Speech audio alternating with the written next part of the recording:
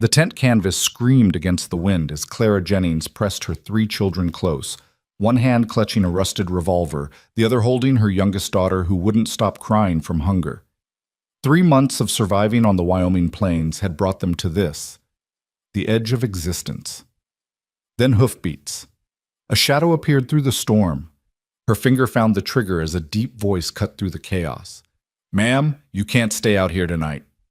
It was a cowboy she'd never seen before, and he was about to change everything. But before I tell you how this desperate mother's life transformed from sleeping in dirt to finding unexpected love, please stay with me until the end of this story and drop a comment telling me what city you're watching from so I can see how far Clara's journey has traveled across the world. The Wyoming Territory had no mercy in the summer of 1873, and Clara Jennings had learned that lesson written in dust, hunger, and the constant ache of loss that settled in her bones like an old injury that wouldn't heal. She sat now in the fading light outside the pathetic structure she couldn't honestly call a tent anymore. It was more a collection of torn canvas, rotting rope, and desperate prayers that somehow still managed to provide a few square feet of shade during the scorching days and inadequate shelter when the temperature plummeted at night. Her hands, once soft and accustomed to kneading bread dough in a proper kitchen, now bore calluses and cuts that refused to heal, the price of trying to dig for roots, gather what little dried brush existed for fires, and stretch every scrap of fabric to keep her children covered. Emma, her oldest at 8 years, sat beside her with that too serious expression that broke Clara's heart daily. No child should look that old, that worried, that aware of how close to the edge they all teetered. The girl's blonde hair, once carefully braided and ribboned, now hung in matted tangles that Clara had given up trying to comb weeks ago when the last of their water had to be rationed for drinking rather than washing.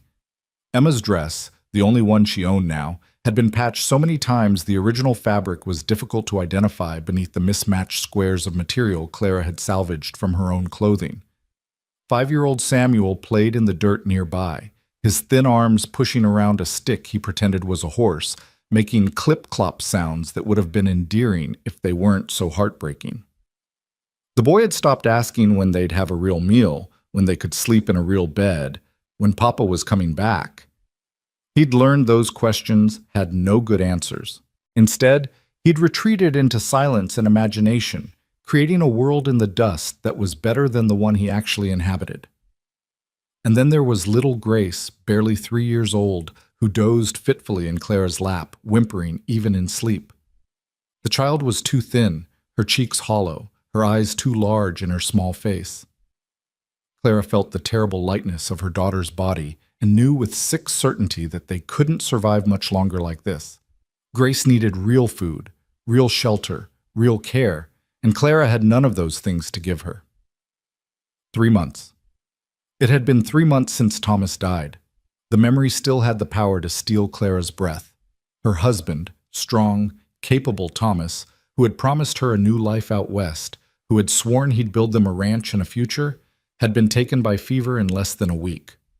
One day he'd been unloading their wagon at the land claim office in Green River, planning where he'd break ground for their house. The next, he was burning with heat, delirious, crying out for water Clara couldn't keep cool enough to ease his suffering. The town doctor had done what he could, which wasn't much. Frontier medicine in 1873 amounted to little more than hope and prayer, and neither had been enough. Thomas died on a Tuesday afternoon, leaving Clara with 3 children, a wagon with a broken axle, approximately $7 in coins, and a land claim that required improvements within 6 months, improvements she had no means to make and no knowledge of how to attempt. The wagon had been sold to pay for Thomas's burial. The money had run out within weeks.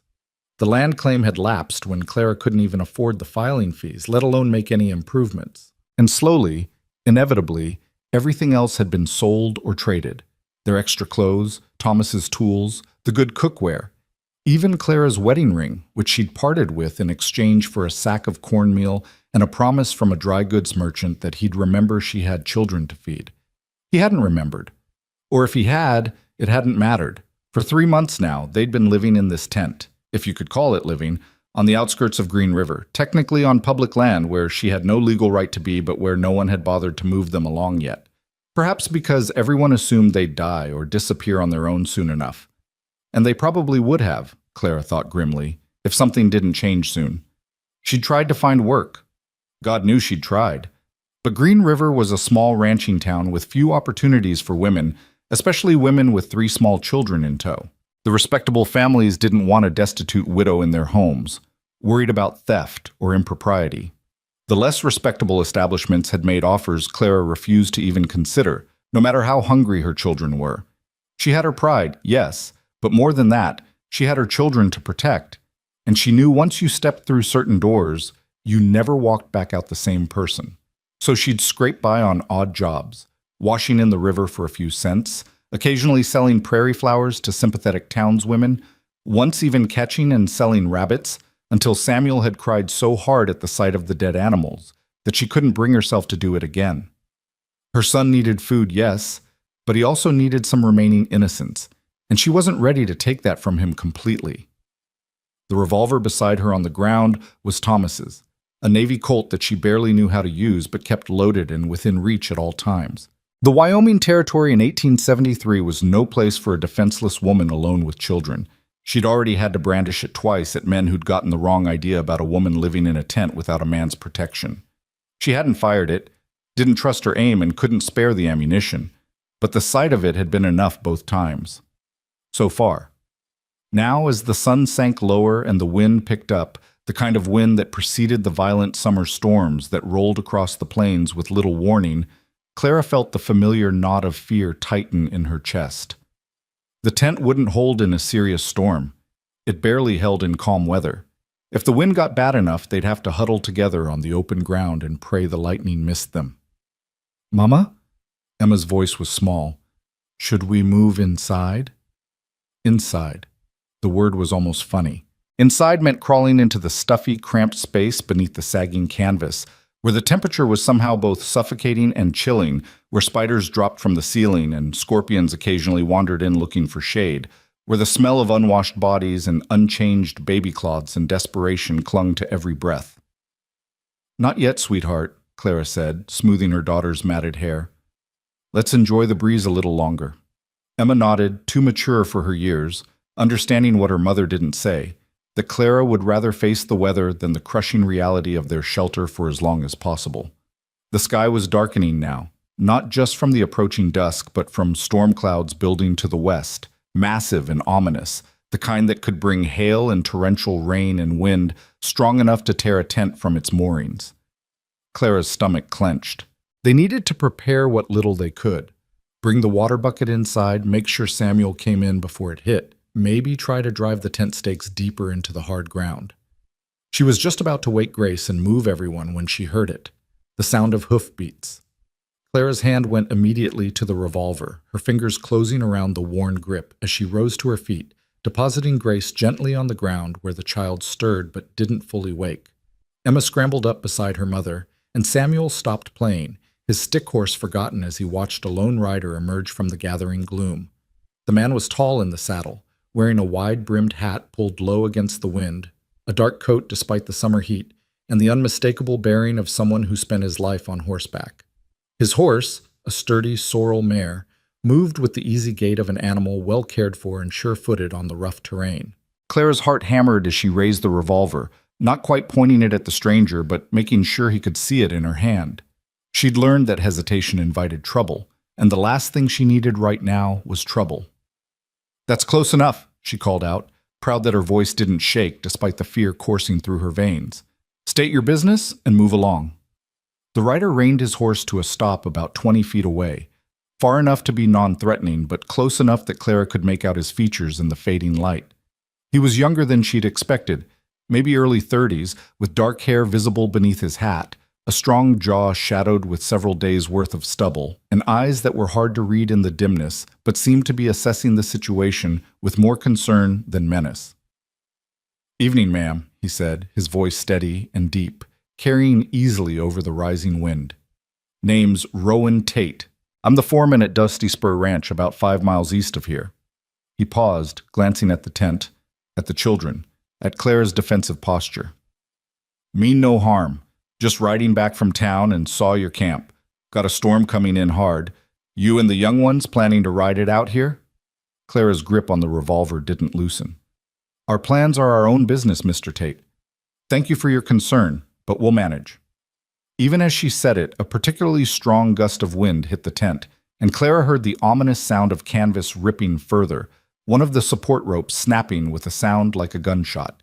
Emma gasped and pressed against her mother's side. Rowan Tate's expression tightened. He dismounted slowly, keeping his movements deliberate and unthreatening, his hands visible. Ma'am, I don't mean any disrespect, but that tent's not going to last through what's coming. I can see it's torn in 3 places already, and those stakes won't hold in mud once the rain starts. If the wind gets under that canvas— We've weathered storms before, Clara interrupted, but her voice lacked conviction. They had weathered storms, but barely, and never one of the serious summer tempests that could turn deadly in minutes. I'm sure you have, Rowan said calmly. He was closer now, having walked his horse forward a few steps, and Clara could see his face more clearly. There was no threat in it, no predatory calculation she'd learned to watch for in men's eyes. Instead, there was something that looked almost like concern, maybe even compassion, which made her even more wary. In her experience, men didn't offer compassion without expecting something in return. But ma'am, he continued, this one's going to be bad. I've seen that sky before. You got, maybe 20 minutes before it hits, and when it does, he gestured at the tent. That's not going to protect anyone. You'll be better off in the open if it comes down, and that's no place for children in hail and lightning. As if to punctuate his words, thunder rumbled in the distance, deep and threatening. Grace woke with a startled cry, and Samuel abandoned his play area to run to Clara's side, wrapping his thin arms around her legs. Clara felt the weight of impossible choices pressing down on her. Pride said to send this stranger away, to handle this crisis the way they'd handled everything else, alone, desperate, barely surviving. But maternal instinct, the fierce drive to protect her children that had kept her fighting through 3 months of hell, whispered something different. What if he was right? What if the tent came down in the storm? What if hail started falling and she had no way to cover the children? What if lightning struck close and they were pinned under wet canvas with nowhere to run? She'd been so focused on maintaining her dignity, on not becoming an object of charity or worse, that she hadn't fully considered that her pride might actually cost her children's lives. Mama? Emma whispered. I'm scared. The wind gusted again, harder this time, and Clara felt the first cold drops of rain on her face. The storm was coming faster than she'd thought. Rowan Tate stood there, patient, his hat now in his hands in a gesture of respect, waiting for her decision. Up close, Claire could see he wasn't just some drifter or opportunist. His clothes, while worn, were well maintained. His boots were good quality, his horse healthy and calm. He carried himself with the quiet confidence of a man who knew his own capability, and didn't need to prove it through aggression or intimidation. What exactly are you offering, Mr. Tate? Clara heard herself ask, hating the slight tremor in her voice, but needing to understand the terms before she committed to anything. There's a foreman's cabin about a mile from here, Rowan said promptly. Been empty for a few months since the last foreman moved on. It's nothing fancy, 1 room, stone fireplace, wooden floor, solid roof, but it's dry and it's safe. I'm offering to take you and your children there for the night, get you out of this storm. Tomorrow, in the daylight, you can make whatever decisions you need to make. But tonight, he glanced at the darkening sky. Tonight, you need to be somewhere that canvas and tent stakes can't fail you. And what do you expect in return? The question came out harder than Clara intended, but she had to know. She'd learned that nothing came without a price, especially not kindness from strangers. Rowan's jaw tightened slightly, and for a moment something that might have been hurt flashed in his eyes before his expression smoothed into neutrality. Nothing, ma'am. You'd be doing me a favor, honestly. That cabin should have someone in it keeping the roof from leaking and the critters from moving in. You'd be helping maintain ranch property. It was a lie, Clara knew, a polite fiction to let her accept help without feeling like charity, but it was a kind lie, and she found herself desperately wanting to believe it. Another crack of thunder, closer now, made the decision for her. All right, she said softly, then louder as the wind picked up. All right, we'll accept your offer, Mr. Tate, but just for tonight, just until the storm passes. If Rowan felt any triumph or satisfaction at her acceptance, he didn't show it. Instead, he simply nodded and immediately started moving with practiced efficiency. Good. We need to move fast. Ma'am, can you gather what you need quickly? Essentials only. We'll be on horseback and the rain's about to start in earnest. Clara's mind raced. Essentials. What did they have that qualified as essential? Everything they owned was already essential by definition. But she knew what he meant. What could they carry on horseback in a storm? Emma, she said quickly, get the water bucket and the blankets from inside the tent. Samuel, grab your sister's hand and don't let go. Mr. Tate, can you help me with… She didn't finish the sentence because at that moment, the wind hit with the force of something alive and angry. The tent didn't just flutter or bend. It seemed to explode upward as if a giant hand had grabbed it and yanked. The main support pole snapped with a crack.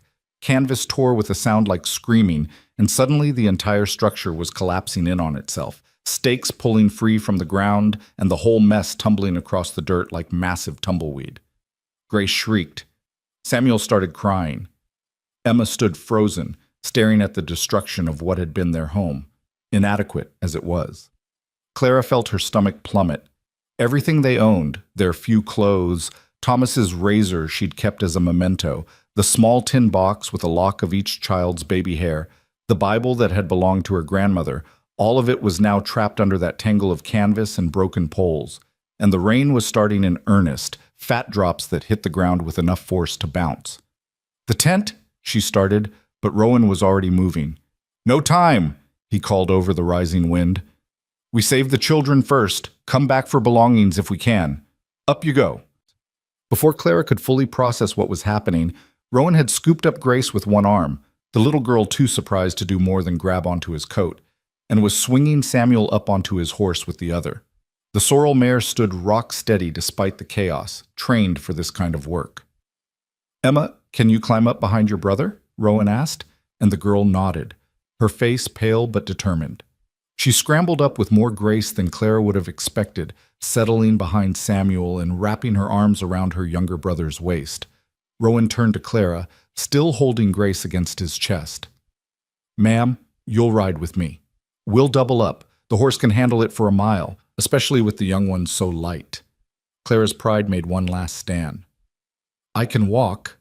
In this? Rowan gestured at the storm that was now fully upon them, rain coming down in sheets, hail beginning to mix in with drops that stung exposed skin. With respect, ma'am, that's foolishness. We need to move now, or in 5 minutes we won't be able to see our hands in front of our faces. He was right. Clara knew he was right. Pride was one thing, stupidity was another. She reached up, and Rowan's free hand gripped her forearm with surprising strength, helping her scramble awkwardly onto the horse behind the children. The mare shifted but held steady, and Clara found herself pressed close against Emma's back, her arms wrapping around all three of her children as Rowan mounted behind her, Grace still tucked securely in the crook of his left arm, while his right hand gathered the reins. It was intimate in a way that made Clara deeply uncomfortable. She hadn't been this close to a man other than Thomas in years, could feel the solid warmth of Rowan's chest against her back, the strength of his arm as it came around all of them to hold the reins. But discomfort was a luxury she couldn't afford right now. Hold tight, Rowan said near her ear, his voice somehow calm despite the chaos. It's going to be rough. The mare launched into a canter before Clara could respond, and suddenly they were moving through the storm, rain lashing at them from every direction, the world reduced to flashes of lightning that illuminated the plains in stark white bursts, followed by darkness so complete Clara couldn't see anything at all. She held her children tight, felt Grace crying against Rowan's chest, heard Samuel whimpering, felt Emma trembling but silent. The ride seemed to last forever and no time at all. Clara lost all sense of direction, simply trusting that this stranger knew where he was going, hoping desperately that she hadn't made a terrible mistake in accepting his help. Then, through the rain, she saw it. The dark shape of a structure, small but solid-looking, barely visible through the downpour. The cabin. Rowan guided the horse right up to what must have been the front door, and in another flash of lightning, Clara could see it clearly. A single-room cabin, log walls, stone chimney, a covered porch that was currently providing blessed protection from the worst of the rain. Inside, quickly! Rowan was off the horse in one smooth motion, reaching up to take Grace, then helping Samuel and Emma down, finally offering Clara his hand to dismount. Her legs nearly buckled when her feet hit the ground. She wasn't used to riding, especially not in those conditions, but Rowan's hand steadied her, his grip firm but not constraining. "The door's unlocked," he said, already pushing it open to reveal darkness within. "Get everyone inside. I need to tend to the horse. Get her under cover. I'll be back in 2 minutes." Clara gathered her children and stumbled into the cabin just as another crack of thunder shook the sky. Behind her, she heard Rowan leading the mare away, presumably to some kind of shelter that must exist nearby. For a moment, they all just stood there in the darkness, dripping and shaking, too stunned to do anything else. Then Emma found her voice. "Mama, are we safe?" Clara wanted to say yes. She wanted to promise that they were safe, that everything would be fine, that the strange cowboy who had appeared out of nowhere was trustworthy and kind, and that this cabin represented salvation rather than a different kind of danger. But she'd learned in the past 3 months that promises were fragile things, easily broken, and that safety was an illusion that could be shattered in a moment. So instead, she simply pulled her children close and said, "We're out of the storm. That's enough for right now." And they stood there in the darkness, listening to the thunder rage outside, waiting to see what would happen when Rowan Tate came back through that door. Well, the door opened perhaps 3 minutes later, though it felt like an eternity, and Rowan stepped inside, rain streaming from his hat and coat. He closed the door firmly behind him, shutting out the worst of the storm's fury, and Clara heard him moving in the darkness with the confidence of someone familiar with the space. "There's a lamp here somewhere," he muttered, and she heard the sound of fumbling, glass clinking, then the scratch of a match. Light flared, small at first as Rowan lit a lamp on a table near the door, but it grew and spread as he adjusted the wick, and for the first time Clara could see the cabin properly. It was, as Rowan had said, nothing fancy. One large room, maybe 15 feet square, with a stone fireplace dominating one wall, a narrow window on each of the other 3 walls, and a plank floor that was weathered but solid. There was a table with 2 chairs, a narrow bed against the far wall with a thin mattress, a small wood stove in addition to the fireplace, and several shelves that held a few basic supplies, tin plates, cups, what looked like a sack of cornmeal. Compared to the tent that had been their home for 3 months, it looked like a palace. Grace had stopped crying and was staring around with wide eyes. Samuel's hand had loosened its death grip on Clara's skirt. Even Emma seemed to relax slightly, her 2 thin shoulders dropping from their hunched defensive position. "It's not much," Rowan said, moving to the fireplace where wood had been laid ready to light. "But it's dry, and it's solid. Let me get this fire going. You're all soaked through and need to warm up." Clara found her voice, though it came out shakier than she intended. "Mr. Tate, we're dripping all over your floor."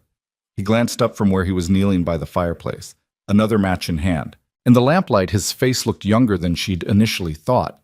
Maybe late 20s rather than early 30s, with strong features and eyes that were a surprising light brown, almost amber. "It's a floor. It'll dry. Your people. That's more important." The simple matter-of-factness of the statement, delivered without any sense of self-righteousness or expectation of gratitude, did something to Clara's carefully maintained emotional walls. She felt them crack, just slightly, and had to look away before tears could form. Rowan got the fire going with the efficiency of long practice, and within minutes warmth was beginning to spread through the cabin. The storm raged outside. Clara could hear the rain hammering the roof, the wind shrieking around the corners. But inside, with the lamp glowing and the fire crackling and solid walls around them, it felt almost safe. "Now then," Rowan said, standing and dusting his hands on his pants. "Let's get you all situated. There should be some old blankets in that chest by the bed. They'll be musty, but they're dry. Ma'am, why don't you help the children out of those wet clothes and wrap them up warm? I'll see what I can find for supper." The casual mention of supper made Samuel's head whip around so fast Clara heard his neck crack. "Supper?" the boy breathed as if Rowan had just promised a feast. Something flickered across Rowan's face. Pain, maybe, or anger, though Clara sensed it wasn't directed at them. "Yes, son. Supper. Can't have you going to bed hungry, can we?" Clara's throat tightened. It had been 2 days since they'd had what could reasonably be called a meal rather than just scraps.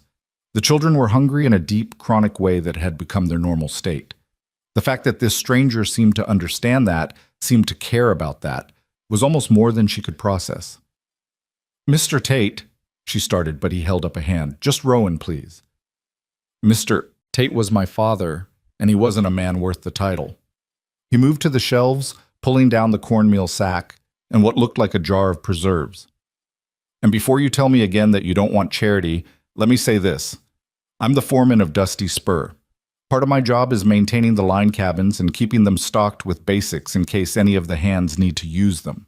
This cabin, those supplies, they're not mine personally. They belong to the ranch, and you're using ranch property, so you're not taking anything from me. You understand?" It was another kind lie, and they both knew it.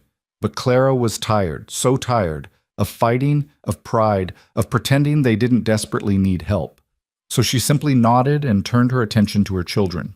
The blankets in the chest were indeed musty, but they were thick wool and blessedly dry. Clara helped her children out of their wet, filthy clothes, trying not to notice how prominent their ribs were, how thin their arms had become. She wrapped each of them in blankets until they looked like small, damp cocoons and settled them on the floor near the fire where they could warm up.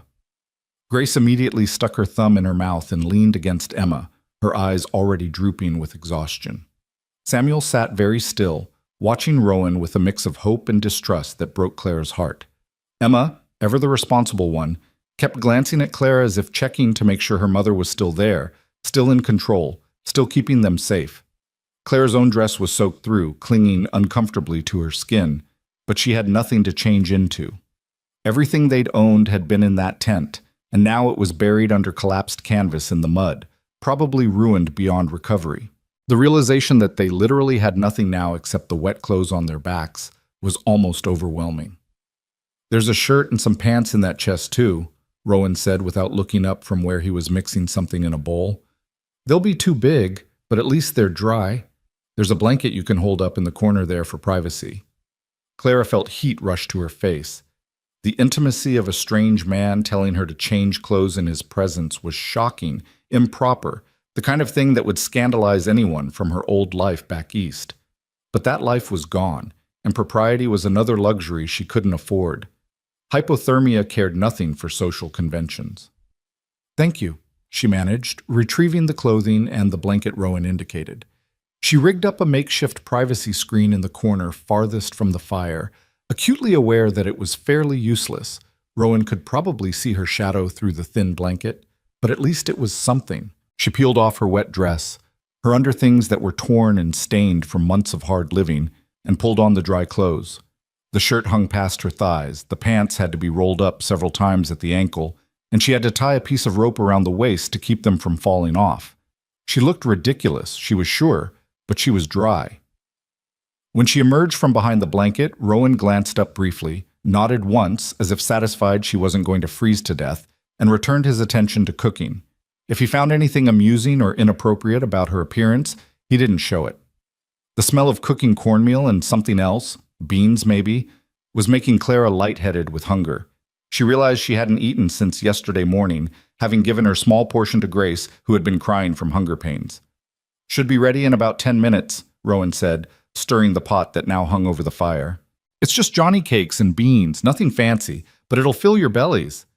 "It smells like heaven," Emma whispered, and Clara had to agree. Those 10 minutes felt longer than the entire storm ride.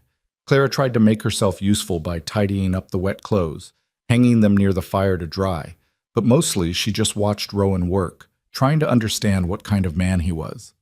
He moved with economy and purpose, no wasted motion, the sign of someone who'd been taking care of himself for a long time.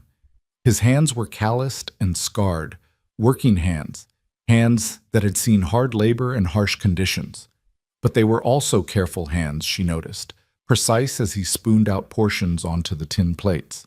When he finally announced the food was ready, Samuel actually whimpered with anticipation. Rowan served the children first, generous portions that made Clara want to weep because she knew she couldn't feed them like this, not consistently, probably not ever again, and then fixed plates for Clara and himself. Clara was about to suggest he give her portion to the children as well, but Rowan seemed to read her mind. "You need to eat too, ma'am," he said firmly. Can't take care of them if you collapse from hunger. Trust me on that. So she ate, and it was one of the best meals she'd ever had despite being simple frontier fare. The Johnny cakes were hot and filling, the beans were seasoned with some kind of pork fat that made them rich and satisfying, and there was enough that everyone could eat their fill without anyone going hungry. Clara watched her children devour their food with the desperate intensity of the truly starving, and she felt tears prick her eyes again. How had she let it get this bad? How had she allowed her children to become so hungry that plain cornmeal cakes made them weep with gratitude? "Hey now," Rowan said softly, and Clara realized a tear had escaped down her cheek. "None of that. You're doing fine. You got them this far, didn't you? That's no small thing."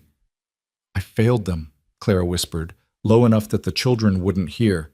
3 months I've been failing them every single day." "You've kept them alive," Rowan countered. "In this territory, in these conditions, as a woman alone?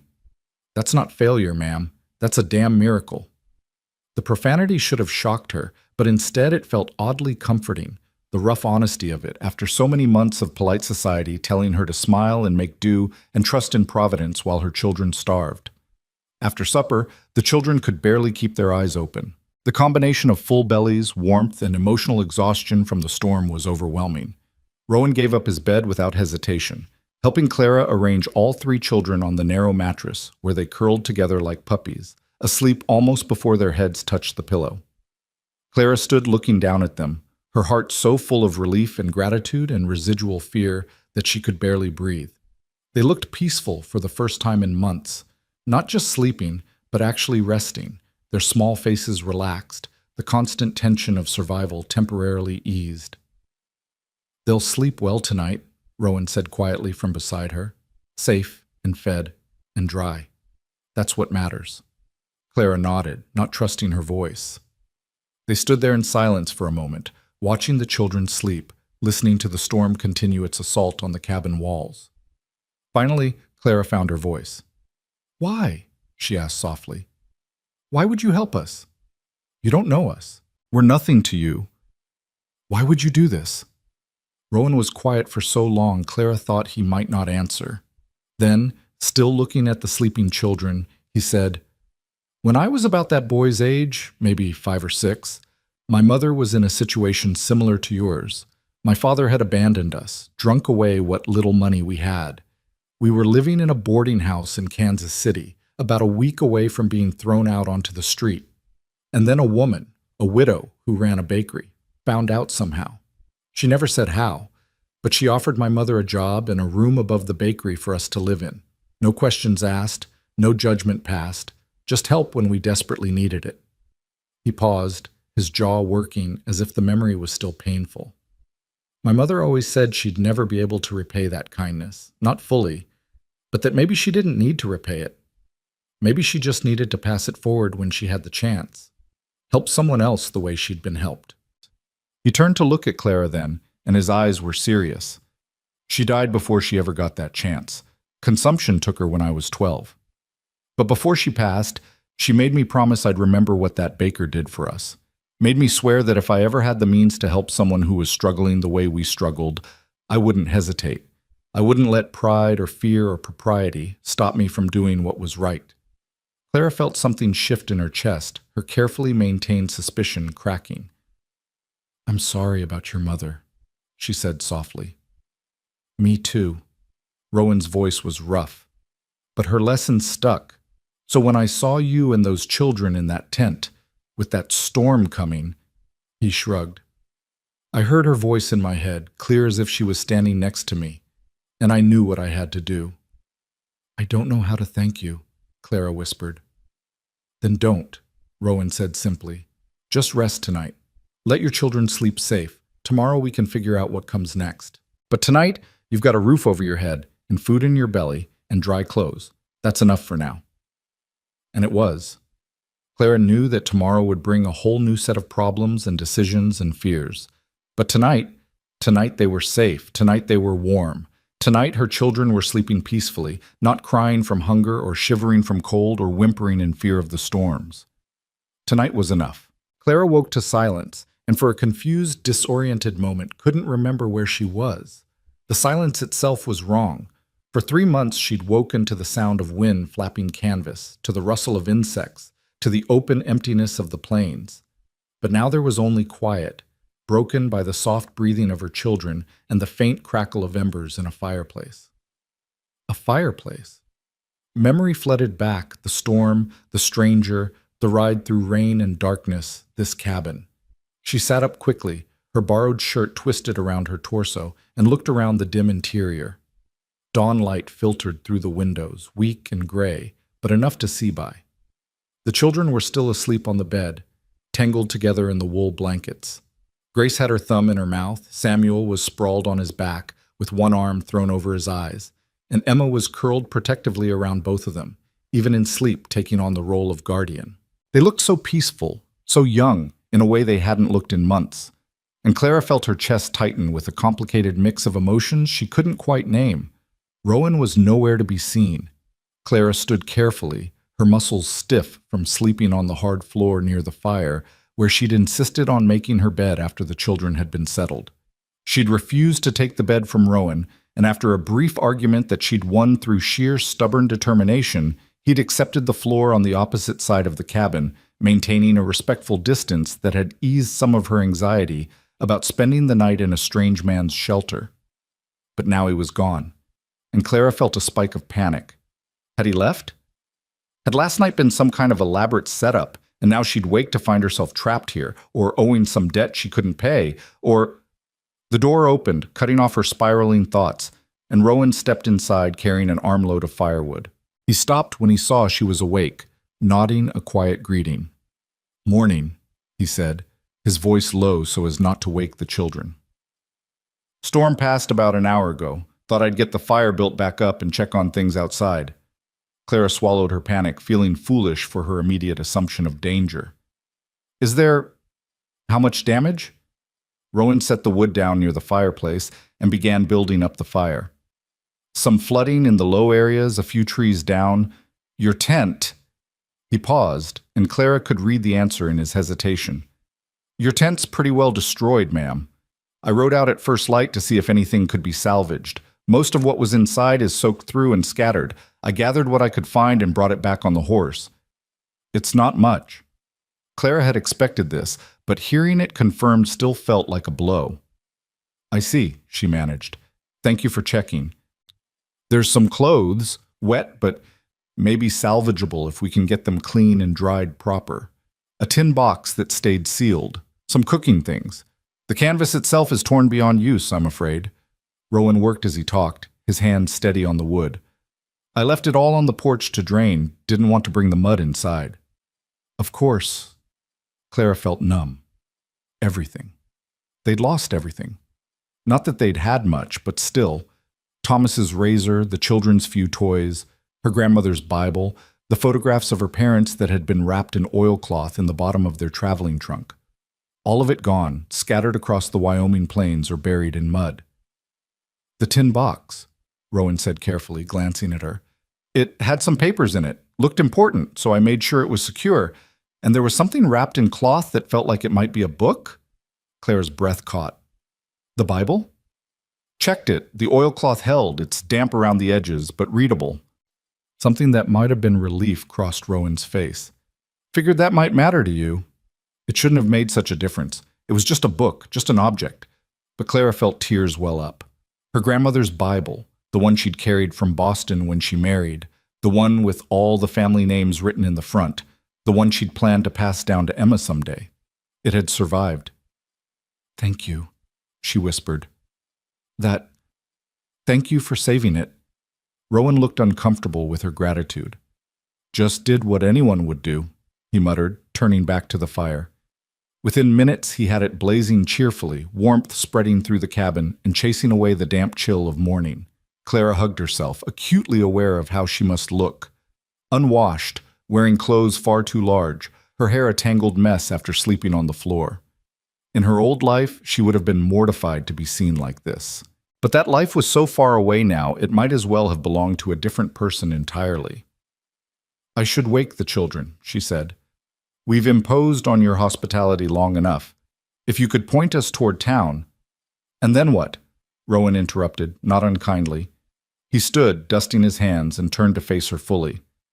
You'll walk 5 miles into Green River with 3 children, no shelter, and maybe $7 to your name if you're lucky. And do what, exactly? Clara stiffened. That's not your concern, Mr. Tate. Rowan, he corrected. And actually, I'm making it my concern. Because if I let you walk out of here with those children and no plan, I'm essentially sending you right back to the situation I pulled you out of last night. Probably worse, since now you don't even have a tent. I'll find work. In Green River? Rowan's tone was gentle but firm. Ma'am. Clara, if I may, I mean no disrespect, but you've been trying to find work in Green River for 3 months. What makes you think today will be different? The use of her given name should have shocked her, but instead it just felt tired. He was right, and they both knew it. She had no prospects, no resources, no options. Last night's storm hadn't just destroyed their tent. It had destroyed the last pretense that they could continue as they had been. I don't know, Clara admitted, her voice breaking slightly. I don't know what to do. But I can't.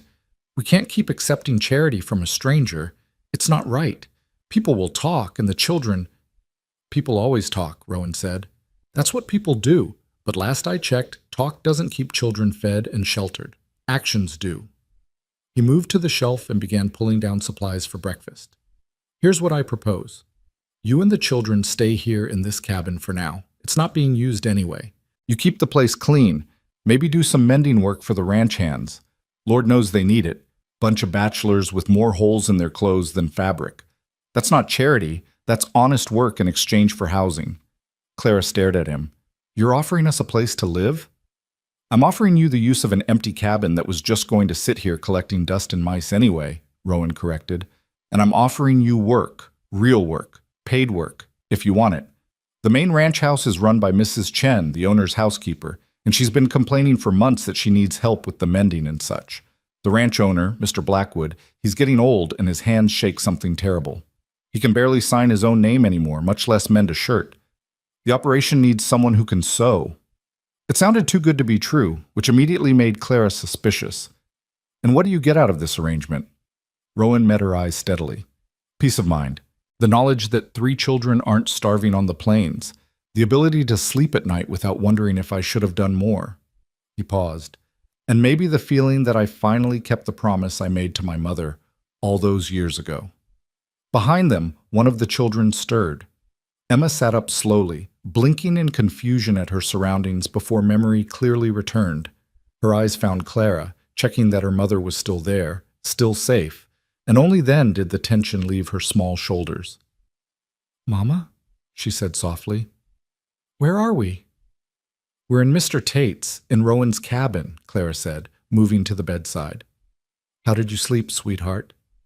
Good, Emma whispered, wonder in her voice. I slept really good, Mama.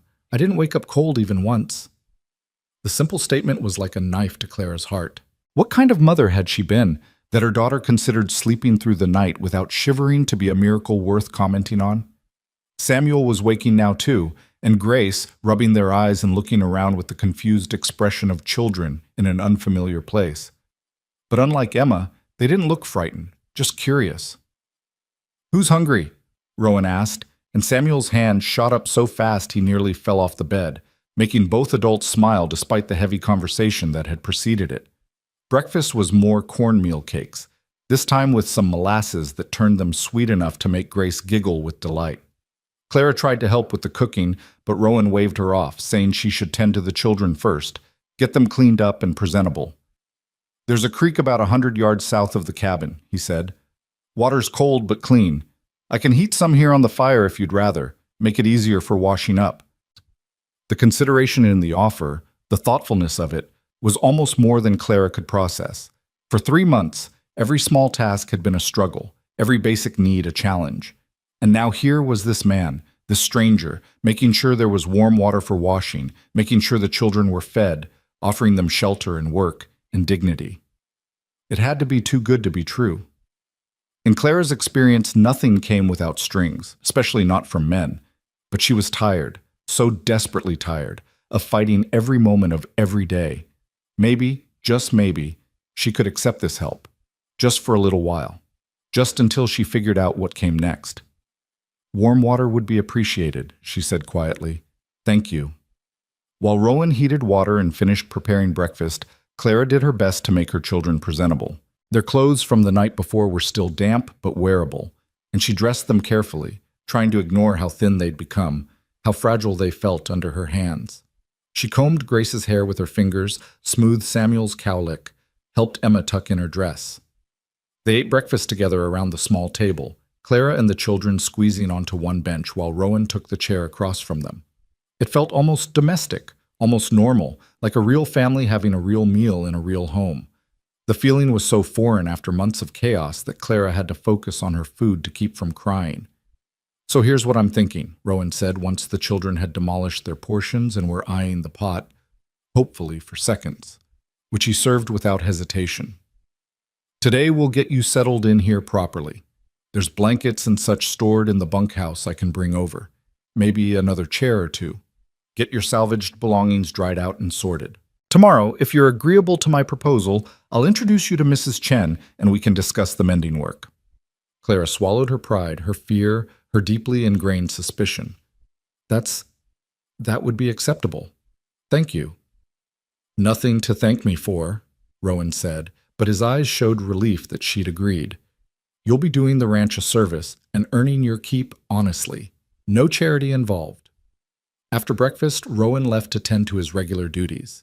He was the foreman, after all, and had responsibilities beyond helping stranded widows. But before he left, he showed Clara around the cabin more thoroughly, pointing out where various supplies were stored, explaining that the well was about 50 yards north and the outhouse was behind a stand of cottonwoods to the east. I'll be back this evening, he said from the doorway, probably around sundown. If you need anything before then, the main ranch house is about a mile due east. Just follow the creek. Mrs. Chen's there and she's good people. Don't be afraid to ask her for help if you need it.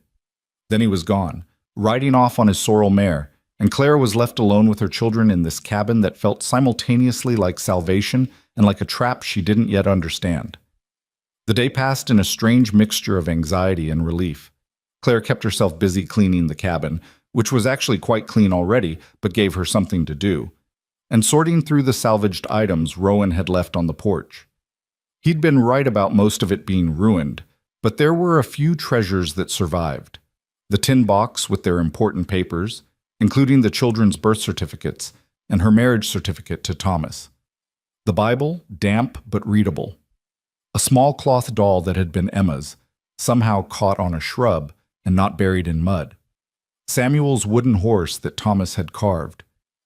Clara washed these precious few items carefully, reverently, laying them in the sun to dry. These scraps of their old life, these small remnants of who they'd been before everything fell apart, felt more valuable than gold. The children, freed from the constant stress of survival, played outside under Clara's watchful eye. She heard laughter, actual laughter, for the first time in months as they chased each other around the clearing, Grace's delighted shrieks echoing off the cabin walls. Even Emma loosened up, allowing herself to be 7 years old instead of the miniature adult she'd been forced to become. In the afternoon, Clara washed their clothes in the creek, scrubbing them as best she could without soap, laying them on bushes to dry in the sun. She washed herself too, in the cold creek water that made her gasp, but also made her feel human again, removing 3 months of accumulated grime and desperation. When Rowan returned at sunset as promised, he found them all sitting on the porch step, clean and fed. Clara had figured out the cast iron pan and made a simple supper from the cabin stores, and looking more like a family than like refugees from disaster. He stopped his horse a few feet away, taking in the scene, and something soft crossed his face. "You look settled," he observed. "We're managing," Clara replied, which was the most optimistic thing she'd said in months. Rowan dismounted, reaching into his saddlebags. "Brought some things from the bunkhouse, extra blankets, another pillow, some soap I thought you might need. And Mrs. Chen sent over some clothes she thought might fit the children, hand-me-downs from the owner's grandchildren, who visit sometimes." Clara's throat tightened. Charity again, dressed up as casual generosity, but charity nonetheless. She should refuse, should maintain her dignity. But then she looked at her children in their worn, patched clothing and found she couldn't form the words. "That's very kind of Mrs. Chen," she managed. "She's excited to meet you tomorrow," Rowan said, carrying the items inside. "Fair warning, she's a bit overwhelming at first. Talks a lot, moves fast, has opinions about everything, but she's got a good heart, and she runs that ranch house like a general runs an army. You'll like her once you get past the initial shock." He helped Clara arrange the extra blankets on the bed, creating proper sleeping spaces for the children. He set up the second pillow, Clara had been planning to do without, and placed the soap on the shelf near the water bucket with the same casual efficiency he brought to everything. "There's one more thing," Rowan said when they were back outside, the children having gone to explore the creek one last time before dark. He pulled a small leather pouch from his pocket, weighing it in his hand with an expression that suggested he was unsure how to proceed. "This is awkward, but you mentioned having about $7 to your name. That's not enough to get by on, even with the cabin and work. So I talked to Mr. Blackwood, the ranch owner, and explained the situation. He agreed to advance you the first week's wages for the mending work. It's not much, maybe $10, but it should tide you over until you get properly established." He held out the pouch, and Clara stared at it like it was a snake. $10. Added to her 7, that was $17. More money than she'd had in her hand since Thomas died. It represented food, supplies, security. It represented survival. But it also represented debt, obligation, the potential for strings she couldn't see yet. "I can't accept that," she said, even as every practical part of her screamed that she was being a fool. "That's too much. I haven't even done any work yet." "It's an advance," Rowan said patiently. "You'll work it off. That's how wages work, Clara. The ranch pays you, you do the work. Mr. Blackwood's just starting the cycle a bit early to help you get on your feet." "But what if I can't do the work? What if Mrs. Chen decides I'm not suitable? Then I'll owe the ranch money I can't repay." Rowan sighed, and for the first time she saw a flash of frustration cross his face. "Why are you fighting this so hard? Why is it so difficult for you to accept help?" "Because help always comes with a price." The words burst out before Clara could stop them. 3 months of fear and suspicion and painful lessons learned rushing to the surface. "Because every time someone's offered help before, there were expectations, conditions, things I wasn't willing to give. So forgive me if I'm wary of a man I barely know offering me money and shelter and work without understanding what he expects in return." The frustration vanished from Rowan's expression, replaced by something that looked almost like pain. "I expect nothing," he said quietly, "except that you take care of those children and give them a better life than sleeping in a tent. That's all. No other conditions, no hidden expectations, no debt beyond honest work for honest pay." They stood there in the gathering darkness, the pouch of money between them like a physical representation of the trust Clara was so afraid to give. She wanted to believe him. God, she wanted to believe him. But fear was a powerful thing, and she'd been afraid for so long she didn't know how to stop. "Mama?" Emma's voice came from behind them, and Clara turned to see her daughter standing in the doorway, Grace on her hip and Samuel holding her hand. "Is everything all right?" The sight of her children, clean, fed, safe in the doorway of a solid cabin instead of shivering in a collapsing tent, made the decision for her. She couldn't let pride or fear cost them this chance. She couldn't be so damaged by past experiences that she threw away their future. "Everything's fine, sweetheart," Clara said, then turned back to Rowan and held out her hand for the pouch. "Thank you. For the advance. I'll work hard to earn it." Relief washed over Rowan's face. "I know you will," he said simply, placing the pouch in her palm. His hand was warm, calloused, steady. "Now get those children to bed. Tomorrow's going to be a busy day." That night, with her children tucked into the bed with proper blankets and full bellies, with money in her pocket and the promise of real work tomorrow, Clara lay on her makeshift pallet near the dying fire and tried to understand what was happening. She'd spent 3 months in survival mode, every decision driven by desperation, every day a battle, just to see the next sunrise. And now, suddenly, there was this cowboy, this stranger who'd appeared out of a storm, offering them a life. Not charity, he kept insisting, just help. Just the same kind of help his mother had received once, now being passed forward to someone else who needed it. Could she trust it? Could she trust him? Clara didn't know, but she knew she was tired of fighting alone, tired of watching her children suffer, tired of pretending she could do this all by herself. Maybe it was time to take a leap of faith. Maybe it was time to believe that not everyone had ulterior motives, that some people really did help simply because it was the right thing to do. Or maybe she was being a fool, and tomorrow would reveal the catch, the hidden price, the inevitable disappointment. But even if it did, at least tonight her children were safe and warm. At least tonight they'd gone to bed with full stomachs and clean clothes. At least tonight they'd had one good day. Sometimes, Clara thought as sleep finally claimed her, one good day was all you could ask for. And if tomorrow brought another good day and the day after that another, well, maybe eventually enough good days would add up to something like hope. The next morning arrived with clear skies and birdsong, the storm's violence erased by sunshine that poured through the cabin windows and painted everything gold. Clara woke to find Emma already up and trying to help Grace get dressed, and Samuel attempting to build up the fire with more enthusiasm than skill. They were playing house, she realized, acting out the roles of a normal family in a normal home, something they'd been denied for so long, it had become a game of pretend. "Let me help with that, Sam," Clara said gently, taking over the fire before he could accidentally burn the cabin down. Within minutes, she had a proper blaze going and was mixing up cornmeal for breakfast when she heard hoofbeats outside. Rowan appeared in the doorway moments later, looking like he'd already been up for hours. Probably had been. Ranch work started before dawn and didn't end until after dark. "Morning," he said with that same calm friendliness he always showed. "Everyone ready to meet Mrs. Chen?" Clara's stomach flipped nervously. This was it, the real test.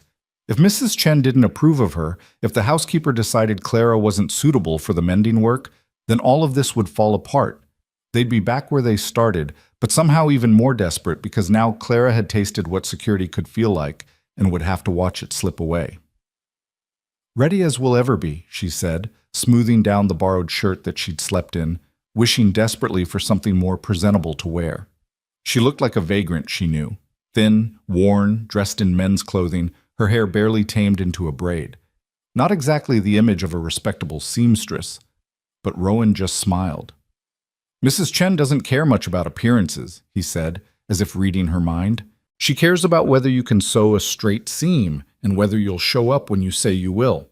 Everything else is just noise." The ride to the main ranch house was accomplished with all four of them on Rowan's patient mare, who seemed utterly unfazed by the unusual load. Clara held Grace in front of her while Emma and Samuel clung to Rowan's waist, and they made their way slowly along the creek path he'd indicated yesterday. The dusty spur ranch house appeared through the trees like something out of a storybook, a sprawling structure of dark wood and stone, 2 stories tall with a wraparound porch and actual glass windows that reflected the morning sun. It was easily the finest building Clara had seen since leaving Kansas City, and the sight of it made her acutely aware of how far she'd fallen in the world. Once, she'd lived in a house not entirely unlike this one. Once, she'd been respectable. "Don't let it intimidate you," Rowan murmured as he helped her dismount. "It's just a house. Big, but still just a house." Before Clara could respond, the front door banged open, and a small, formidable woman emerged onto the porch, like a general surveying her troops. She was Chinese, Clara realized with some surprise.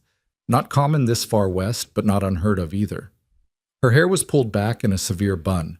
Her clothes were practical and spotless, and her eyes were sharp enough to cut glass as they assessed the newcomers. "So," Mrs. Chen said in accented but perfectly clear English, her hands on her hips.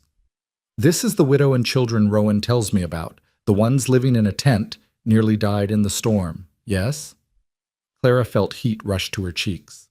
Hearing her situation summarized so bluntly, so publicly, was mortifying. But she lifted her chin and met Mrs. Chen's gaze directly. "Yes, ma'am. I'm Clara Jennings. These are my children, Emma, Samuel, and Grace." Mrs. Chen descended the porch steps with surprising speed for someone who looked to be in her 60s, circling Clara like a hawk examining prey. Clara fought the urge to fidget under that intense scrutiny, keeping her spine straight and her expression calm even though her heart was hammering. "Too thin," Mrs. Chen announced.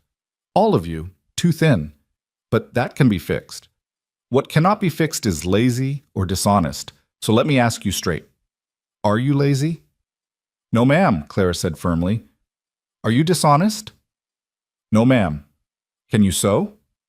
Yes, ma'am. I can sew, mend, darn, embroider, and do basic tailoring. My mother taught me from the time I was 5 years old. Good. Mrs. Chen turned to the children, who were pressed against Clara's legs, clearly intimidated by this whirlwind of a woman.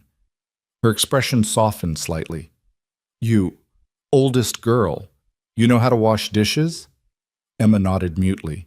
You speak up when spoken to, child. Do you know how to wash dishes or not? Yes, ma'am, Emma squeaked. I can wash dishes. Then you can help in the kitchen while your mother works. Boy, you know how to gather eggs? Samuel's eyes widened. There's chickens? Of course there's chickens. What kind of ranch doesn't have chickens? Can you gather eggs without breaking them? I think so. Mrs. Chen's lips quirked in what might have been amusement. Then you will learn. And the little one, she stays with mother, yes? Too young for work. Yes, Clara said. Grace stays with me. Mrs. Chen nodded decisively. Good, then is settled. Come, I show you the workroom. Rowan, you stop hovering like nervous father. I will not eat them. Go do your actual job. Rowan caught Clara's eye, and she saw reassurance there, encouragement. You'll do fine, he said quietly. Then, louder to Mrs. Chen, I'm going. Try not to terrify them too much on the first day. I only terrify people who deserve terrifying, Mrs. Chen called back, already ushering Clara toward the house. These people need help, not terror. I know difference. And just like that, Clara found herself swept into the ranch house, through a spotless kitchen that smelled like fresh bread and coffee, down a hallway lined with photographs of stern-looking people, and into a sunlit room at the back of the house that was clearly set up for sewing work.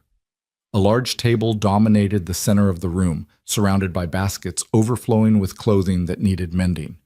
A sewing machine, an actual treadle sewing machine, sat against one wall, and shelves held neat rows of thread, buttons, patches, and other supplies. It was a seamstress's dream, and Clara felt her fingers itch to start working. This is the mending room, Mrs. Chen said unnecessarily. As you see, there is much work. The ranch hands, they are hard on clothes, always ripping, tearing, losing buttons. The old seamstress, she left 6 months ago to get married, and since then the pile only grows bigger. Mr. Blackwood, he has been after me to find someone new, but good help is hard to find in Wyoming. She fixed Clara with that sharp gaze again. So here is what I offer. You mend what needs mending, alter what needs altering, and occasionally sew new things when required, shirts mostly, sometimes curtains or linens for the house. You work 4 days a week, mornings until afternoon. This gives you time for your own children and your own household. I pay $2 per week, plus you keep the cabin rent-free, plus meals while you work here. She paused. Is this acceptable? Clara's mind reeled. $2 a week was decent wages, not generous, but fair. Add in the free cabin and meals, and it was more than decent. It was the kind of steady income she'd been desperately seeking for 3 months and finding nowhere. It was security. It was survival. It was a future. It's more than acceptable, Mrs. Chen, Clara said, her voice thick. It's generous, thank you. Not generous, practical, Mrs. Chen corrected briskly. I need seamstress, you need work. Everyone benefits. Now, we see if you actually have the skills you claim or if you are all talk. She pulled a shirt from the nearest basket, a work shirt with a torn sleeve and missing buttons. Fix this. Show me your work. Clara took the shirt, examined the damage, and moved to the shelves to select thread and buttons. Her hands were shaking slightly from nerves, but once she sat at the table with needle and thread, once she made the first stitch, muscle memory took over. She'd been sewing since childhood, had spent countless hours at her mother's side learning every technique, every trick. Her mother had insisted she develop a skill she could rely on, a way to earn money if life ever got hard. Her mother had been wiser than Clara had realized at the time. She worked in silence, aware of Mrs. Chen watching her every move with those sharp eyes. She repaired the torn sleeve with tiny, nearly invisible stitches, reinforcing the weak spots. She replaced all the buttons, making sure they were sewn on securely with the thread wrapped properly. When she finished, she handed the shirt back to Mrs. Chen for inspection. The older woman examined it closely, turned it inside and out, tugged on the repair work, tested the buttons. Finally, she nodded. Good. Very good. Your mother taught you well. Relief flooded through Clara. Thank you, ma'am. Stop thanking me and start working, Mrs. Chen said, but her tone was less sharp now, almost approving. You have 3 months of backlog to catch up on. Emma, come. I show you the kitchen and you wash the breakfast dishes. Samuel, you come too. Learn where the chicken coop is. Little Grace, you stay with Mama, yes? I bring you some toys to play with. And just like that, Clara found herself employed, her children occupied with age-appropriate tasks, and the overwhelming pile of mending transforming from terrifying to merely daunting. She worked steadily through the morning, developing a rhythm, sorting the items by urgency and type of repair needed. Mrs. Chen came and went, bringing coffee at one point, lunch at midday, a hearty stew with fresh bread that Clara ate gratefully while Grace napped on a blanket in the corner. Emma reported that the kitchen work wasn't too hard and that Mrs. Chen had let her taste the cookies that were cooling. Samuel came back with a basket of eggs, beaming with pride at not having broken a single one. It felt almost surreal, this sudden shift from desperate survival to something that resembled normal life. Claire kept waiting for the other shoe to drop, for someone to laugh and tell her it was all a joke, that she couldn't really have this job, this cabin, this chance. But the hours passed and nothing terrible happened. She just worked, and her children helped, and Mrs. Chen approved of their efforts without being effusive about it. When the afternoon light started to fade, Mrs. Chen appeared in the doorway. Enough for today, she announced. You have worked well. Come back Thursday morning, same time. I will have more for you. Clara gathered her children and their few belongings, feeling dazed by how well the day had gone.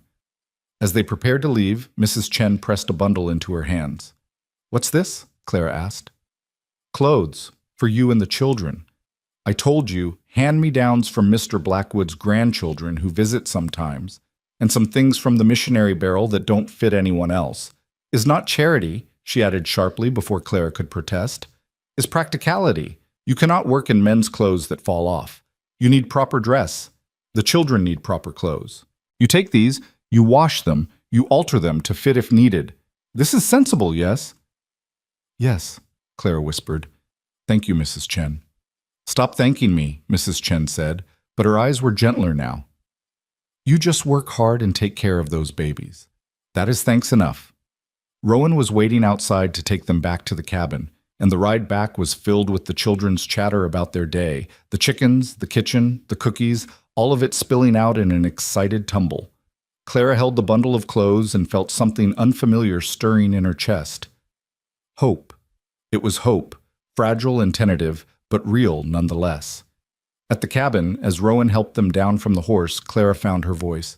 Rowan, I don't know how to express what this means to us. The job, the cabin, all of it. You've given us back our lives. Rowan looked uncomfortable again with the gratitude. I told you, Clara, I'm just passing forward what was done for my mother once. Besides, you earned that job yourself. Mrs. Chen doesn't hire people out of pity. She hired you because you're good at what you do. But you made it possible, Clara insisted. You brought us here, introduced us, gave us the chance. That matters. Then make the most of it, Rowan said simply. Build a good life for those children. That's all the thanks I need.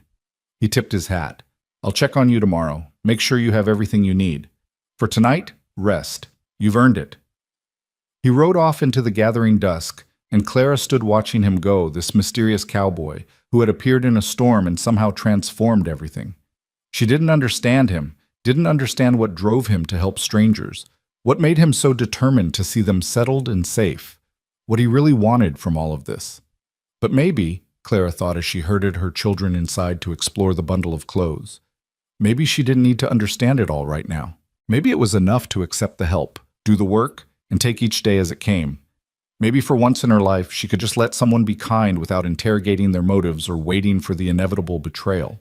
Maybe this time, things really could be different.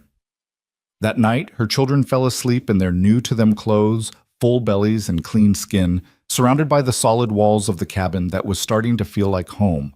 And Clara lay awake, listening to them breathe, feeling the weight of the $2 she'd earned today tucked safely in the tin box under the bed, and allowed herself to believe that they were going to be all right. They were going to survive this. More than survive. They were going to live again. And it was all because of one cowboy who had refused to ride past a struggling family, who had seen their need and done something about it, who had given them back not just shelter, but dignity. Clara fell asleep with a prayer of gratitude on her lips and the sound of hope beating steadily in her chest, quiet but persistent as a heartbeat, promising that better days were coming if she just had the courage to reach for them. The weeks that followed fell into a rhythm that Clara hadn't experienced since before Thomas died. A predictable, steady pattern of days that didn't revolve around crisis or desperation. She woke each morning to sunlight streaming through the cabin windows instead of wind tearing at canvas. She dressed her children in proper clothes that fit, clothes that weren't held together by patches and prayers. She made breakfast from supplies that didn't have to be rationed down to the last crumb. 4 mornings a week, she walked the mile to the ranch house with her children, Grace riding on her hip and the older two skipping ahead, their voices bright with the kind of careless joy that children should always have, but that hers had been denied for so long. Mrs. Chen would be waiting on the porch, imperious and efficient, already planning the day's tasks with the precision of a military campaign. The work itself was satisfying in a way Clara hadn't expected. There was something deeply peaceful about sitting at that big table in the sunny workroom, needle and thread in hand, transforming torn and worn clothing back into serviceable garments. Each repaired seam, each replaced button, each carefully darned sock represented order restored, problem solved, usefulness returned to things that had seemed beyond saving. Sometimes Clara wondered if she saw herself in those torn shirts and worn pants, something damaged that could be mended with patience and care, something that could be made whole again if someone just took the time to work at it, stitch by careful stitch. Mrs. Chen was a demanding employer, but a fair one, quick to point out mistakes, but equally quick to praise work well done. She seemed to have endless energy despite her age, constantly in motion, overseeing not just Clara's work, but the entire household operation with the efficiency of a woman who had been running things for so long she could do it in her sleep. Emma thrived in the kitchen, learning from Mrs. Chen with the eager attention of a child starved for knowledge and purpose. The older woman taught her how to knead bread, how to season soup, how to tell when meat was properly cooked. Emma absorbed it all with a seriousness that was both endearing and heartbreaking, as if she understood that these skills might someday mean the difference between survival and starvation. Samuel had found his calling with the chickens, developing a rapport with the birds that amused everyone who witnessed it. He'd named them all, ridiculous names like General Feathers and Lady Cluckington, and talked to them as he gathered eggs, treating each one like a personal friend. The ranch hands teased him gently about it, but Clara could see the affection in their eyes when they watched her son carefully carrying his egg basket, his thin chest puffed out with pride at being trusted with important work. And Grace, still too young for real tasks, had been adopted by the entire household as a kind of communal pet. She played in the workroom while Clara sewed, sometimes napping on the blanket Mrs. Chen had provided, sometimes playing with the wooden toys that mysteriously appeared. Gifts from ranch hands who claimed to have whittled them during slow evenings, but who turned bashful when Clara tried to thank them. But it was Rowan whose presence shaped their days in ways both obvious and subtle, though Clara was trying very hard not to think too much about what that meant. He came by the cabin most evenings, usually with some practical excuse, checking that the roof was sound, bringing firewood he claimed was extra from the bunkhouse supply, fixing the shutter that had started to hang crooked. Always there was a reason, a justification for the visit that had nothing to do with simply wanting to see them. Clara pretended to believe these excuses just as Rowan pretended they were true, and they maintained this careful fiction because the alternative, acknowledging that he was visiting simply because he wanted to, because he cared about them, because something was growing between them that neither was quite ready to name, was too dangerous to examine directly. The children had no such reservations. They adored Rowan with the uncomplicated enthusiasm of young people who recognize genuine kindness when they encountered it. Samuel especially had attached himself to the foreman with an intensity that worried Clara sometimes. The boy followed Rowan around whenever possible, pestering him with questions about horses and cattle and ranch work, absorbing every word like it was gospel truth handed down from on high. One evening in late September, as the Wyoming summer was finally surrendering to autumn's cooler embrace, Rowan arrived at the cabin with his usual excuse about checking something or other, but this time he had a surprise that made Samuel actually shriek with excitement. "You remember that mare that foaled back in June?" Rowan asked, and Samuel nodded so vigorously Clara worried he'd hurt his neck. "Well, Mr. Blackwood decided the colt needs someone to gentle him proper, get him used to being handled before we start serious training. Thought maybe you'd like to help with that, Sam, if your mother agrees, of course." Samuel's eyes went so wide Clara could see white all around the irises. "Really? You mean it? I could help with a real horse?" "Hold on," Clara interjected, her maternal instincts immediately raising alarm. "Samuel's 5 years old. Isn't that too young to be working with horses? What if he gets hurt?" "I'll be with him the whole time," Rowan assured her, his tone calm and reasonable. "We're just teaching the colt to accept a halter, to let us touch him, basic gentle handling, nothing dangerous. But it's important work, and Sam here strikes me as someone who'd be good at it. Patient, kind, not prone to sudden movements that would spook the animal." He looked at Samuel with an expression of such genuine respect that Clara felt something twist in her chest. "What do you say, son? Think you can handle that responsibility?" Samuel was practically vibrating with eagerness, but he turned to Clara with a pleading expression that she had absolutely no defense against. "Please, Mama, I'll be so careful, I promise. I'll do everything Rowan says exactly right. Please." Clara looked from her son's desperate hope to Rowan's steady confidence and felt herself giving in despite her better judgment. "All right," she said slowly, "but at the first sign of danger, the first moment I think it's not safe, this arrangement ends. Understood?" "Understood," Rowan agreed solemnly, while Samuel launched himself at Clara in a hug so fierce it nearly knocked her over. "Thank you, thank you, thank you," the boy babbled against her shoulder. "I'll be so good, Mama. You'll see. I'll be the best horse helper ever." Watching Samuel's joy, Clara felt tears prick her eyes. This was what childhood should look like. Excitement over new experiences, trust in adults who promise to keep you safe, hope for tomorrow. For so long, her children had lived in a state of perpetual anxiety, never knowing if they'd eat that day, never certain they'd survive the night. And now, slowly, they were remembering how to be children again. "There's something else," Rowan said, and Clara turned her attention back to him. He looked uncharacteristically uncertain, his hat in his hands, his weight shifting slightly. "There's a church social in Green River next Saturday evening. Music, dancing, food. The whole town turns out for it. I was wondering if you'd like to go. With me. All of you," he added quickly. "The children too, of course. It'd be good for them to meet other families, start feeling like part of the community." Clara's heart did something complicated in her chest. A skip, followed by a flutter, followed by a plunge into her stomach. A church social. With Rowan. That was courting. That was the kind of thing a man did when he was interested in a woman as more than just someone he was helping out of Christian charity. "I don't know," she said carefully. "People will talk." "People are already talking," Rowan countered. "Widow living alone in a cabin with 3 children, foreman visiting most evenings, mysterious arrangement with the ranch. Believe me, Green River's had plenty to gossip about already. Might as well give them something worth gossiping over."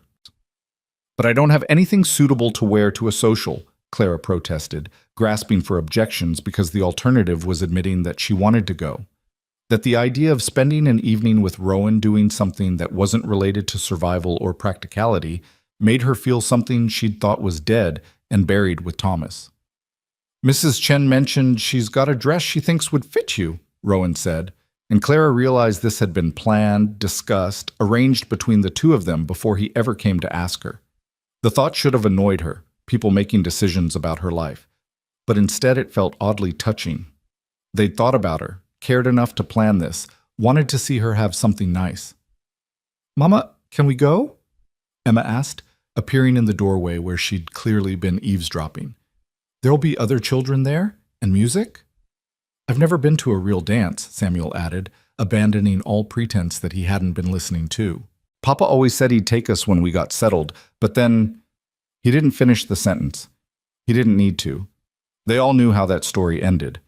Clara looked at her children's hopeful faces, at Rowan's careful expression that tried to hide how much her answer mattered to him, and felt the last of her resistance crumble. "All right," she said softly. "We'll go. Thank you for the invitation." The smile that broke across Rowan's face was like sunrise, bright and warm and transformative. "Good," he said simply. "That's real good. I'll come by Saturday around 6 to fetch you all." After he left, Emma immediately began pestering Clara about what they'd wear, what the dancing would be like, whether there'd be cake. Samuel wanted to know if there'd be other boys his age, if they'd like him, if they'd think it was impressive that he was helping with a horse. Even Grace seemed to sense the excitement, dancing around the cabin in circles while singing nonsense songs. Clara tried to share their enthusiasm, but underneath the anticipation was a current of anxiety she couldn't quite suppress. She'd been a widow for only 4 months. Was it too soon to be seen in public with another man? What would people think? Would they judge her, whisper that she'd dishonored Thomas's memory, spread rumors that she'd been involved with Rowan even before her husband died? That night, after the children were asleep, Clara sat by the fire and let herself think about Thomas properly for the first time in weeks. She'd been so focused on survival, then on adjusting to their new circumstances, that she'd pushed her grief aside, packed it away in some corner of her mind where it wouldn't interfere with the practical necessities of keeping her children alive. But now, in the quiet darkness, she let herself remember.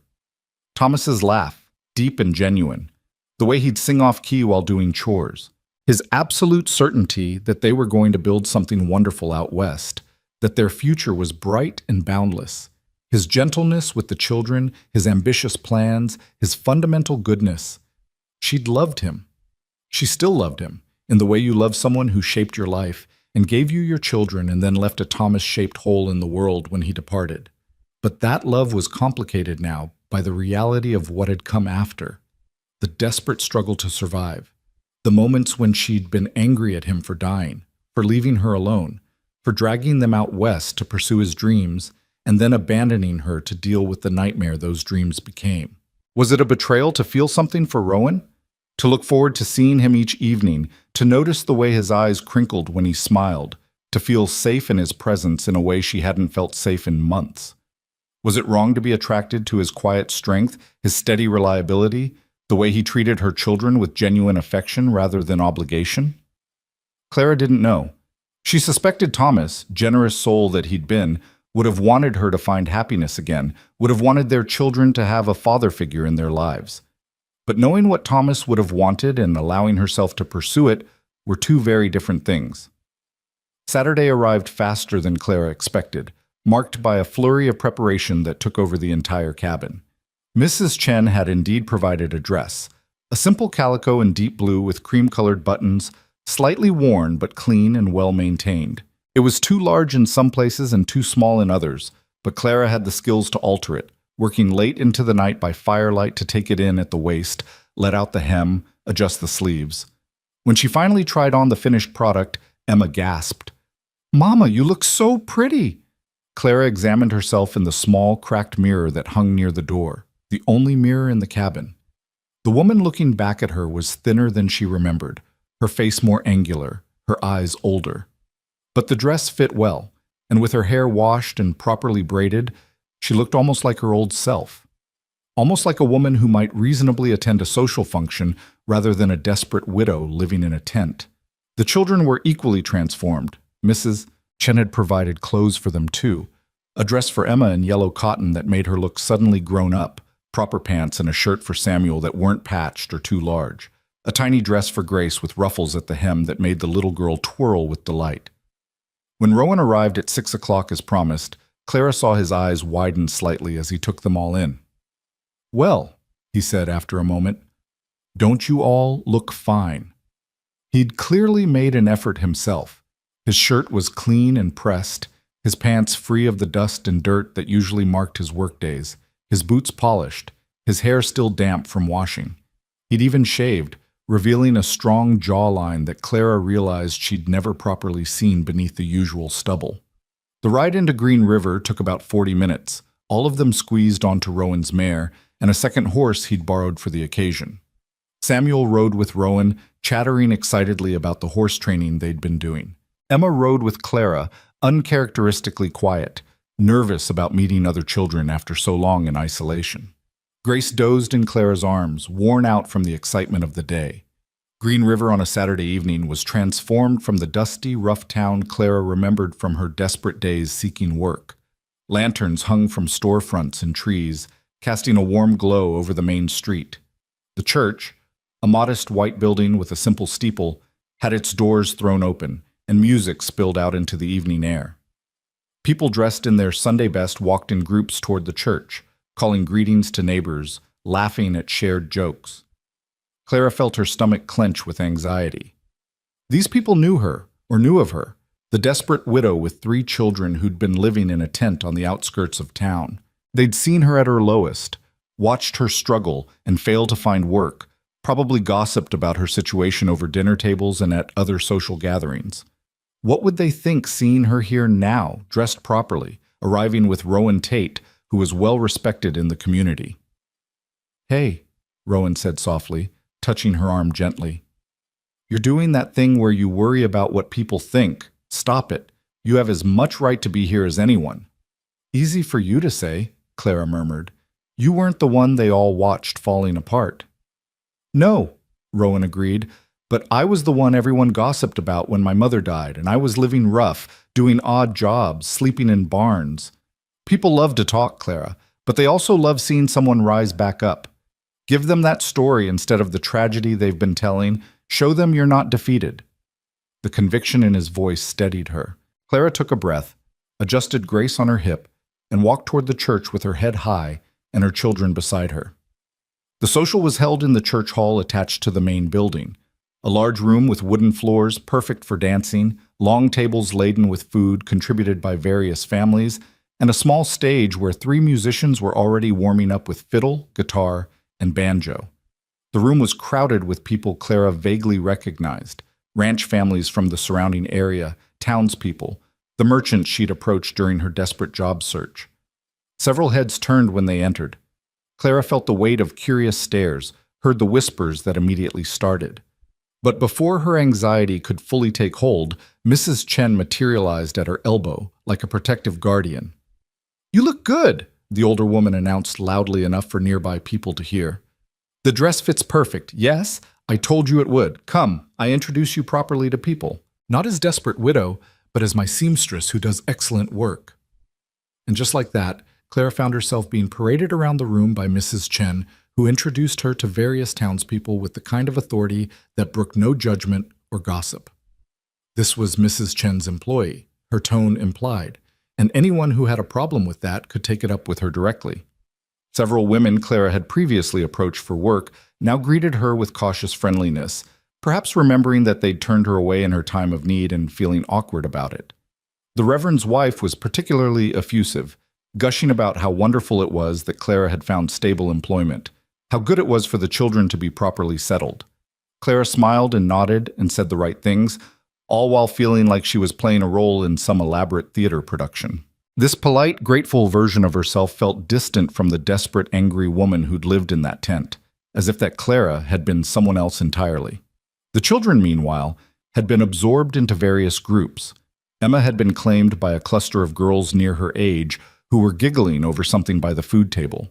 Samuel had found several boys who were staging an elaborate game involving pretending the floor was lava and the chairs were safe islands.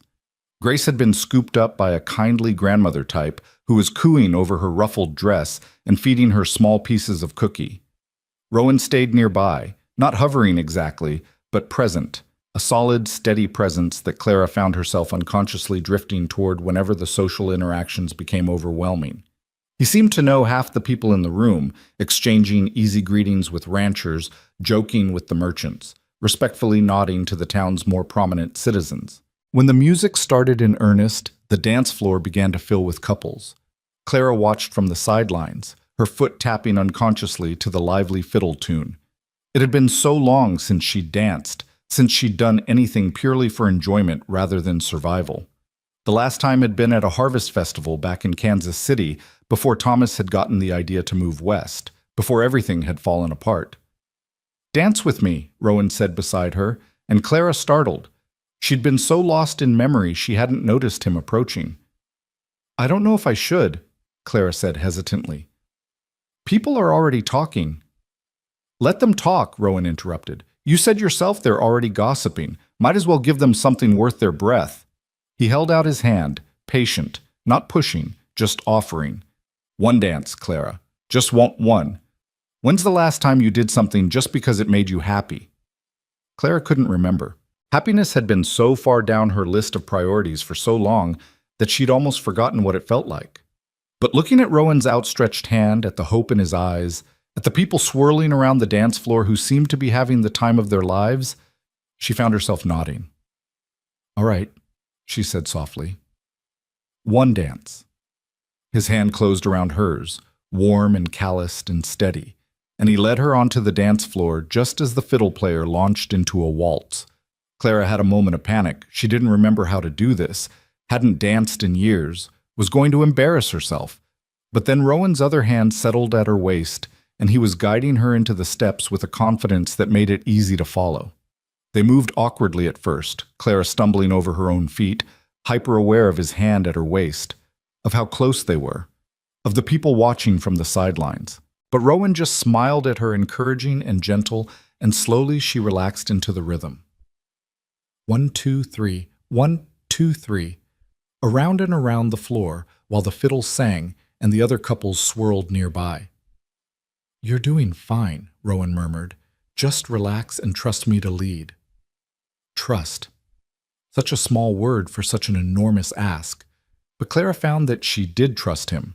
This man who'd pulled them from a storm, who'd given them shelter and work, who visited their cabin each evening with transparent excuses just to check that they were all right.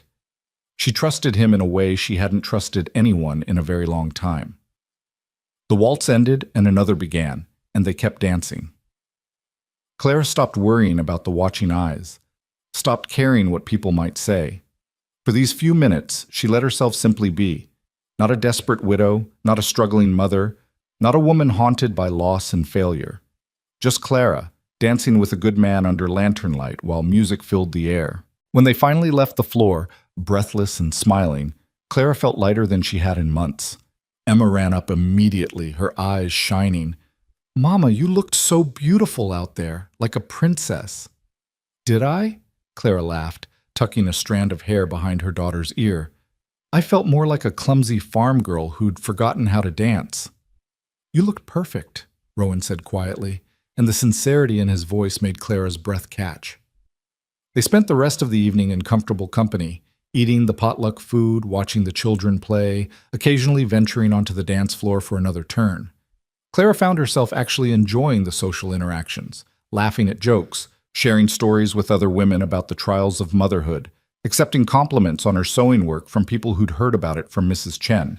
It felt normal, ordinary, like being part of a community again instead of an outsider looking in, and that feeling was headier than any wine could have been. As the evening wound down and families began gathering their children for the journey home, Rowan helped Clara collect her 3. Grace asleep and draped over Clara's shoulder, Samuel practically vibrating with excitement from playing with other children, Emma clutching a ribbon one of her new friends had given her. Did you have a good time? Rowan asked as they walked toward where the horses were tethered. I did, Clara admitted, surprised by how true it was. Thank you for bringing us. The children needed this, to feel normal, to have fun, to make friends, and She paused, searching for words. I needed it too, I think. I'd forgotten what it felt like to be something other than afraid or desperate. You're a lot more than that, Rowan said firmly. You're strong, Clara, strongest person I know, truth be told. What you've survived, what you've managed to build for those kids, that takes a kind of courage most people never have to find in themselves. Clara felt tears prick her eyes. I don't feel strong. Most days I feel like I'm barely holding it together, like everything could fall apart again at any moment. That's what makes you strong, Rowan countered, knowing it could all fall apart and keeping going anyway. That's not weakness, Clara. That's warrior-level strength. They rode home through the cool autumn night, the children drowsing in their arms, the horses moving at an easy walk that made no demands. Clara found herself leaning slightly against Rowan's shoulder, too tired and content to worry about propriety. Above them, stars wheeled in patterns older than memory, and somewhere in the distance a coyote called to its pack. "Rowan," Clara said softly, not wanting to wake the children, "why did you really ask me to the social tonight? And don't tell me it was just for the children's benefit." She felt him tense slightly, then relax. "Because I wanted to," he said simply. "Because I wanted to spend time with you doing something that wasn't work or worry. Because I think you're remarkable, and I wanted everyone in Green River to see you the way I see you. Not as someone to be pitied, but as someone to be admired." Clara's heart hammered in her chest. "That sounds dangerously close to courting, Mr. Tate."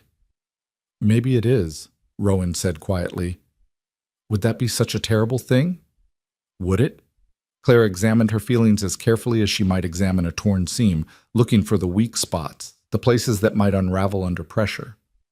She found fear, yes, the fear of trusting someone again, of opening her heart only to have it broken when he left or died, or revealed himself to be something other than what he seemed. But she also found something else: attraction, genuine and undeniable. The flutter she felt when she saw him riding up to the cabin each evening, the way her day felt more complete when he was part of it, the growing certainty that what she felt for him was developing into something deeper than gratitude or friendship. "It's only been 4 months since Thomas died," she said finally. "People will say it's too soon, that I'm dishonoring his memory." "Thomas is dead," Rowan said, not unkindly but bluntly. "And you're alive. You've got a whole life ahead of you, Clara. You think he'd want you to spend it alone out of some misplaced sense of loyalty to his memory?" "I don't know what he'd want," Clara admitted. "We never talked about it. We were young, we thought we had forever. We didn't plan for him dying and leaving me alone with 3 children and no money and no prospects." "Then maybe it's time to stop worrying about what the dead would want and start thinking about what you want," Rowan suggested gently. "What do you want, Clara?" The question hung in the air between them, enormous and terrifying. What did she want? For months, Clara had been so focused on basic survival that she'd forgotten she was allowed to want anything beyond food and shelter. But now, with her children safe and fed and sleeping peacefully in her arms, with steady work and a solid roof over their heads, she found she could think beyond mere survival to something that looked almost like happiness. "I want my children to be safe and healthy and happy," she said slowly. "I want them to grow up feeling secure, knowing they're loved. I want Emma to keep that spark of intelligence and curiosity. I want Samuel to stay gentle and kind. I want Grace to never remember what it felt like to go to bed hungry." "Those are good wants," Rowan said.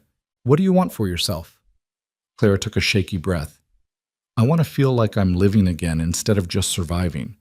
I want to go to bed at night without constantly waiting for the next disaster. I want to—" She paused, gathering courage. "I want to believe that good things can happen to me, that not everyone I care about will leave or die or disappoint me." "I'm not going anywhere," Rowan said quietly, but with absolute conviction.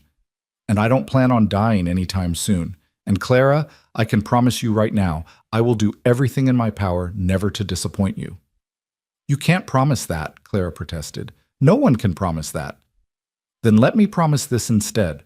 I will try, every single day, to be the kind of man you and those children deserve. I will show up when I say I will. I will be honest even when the truth is hard.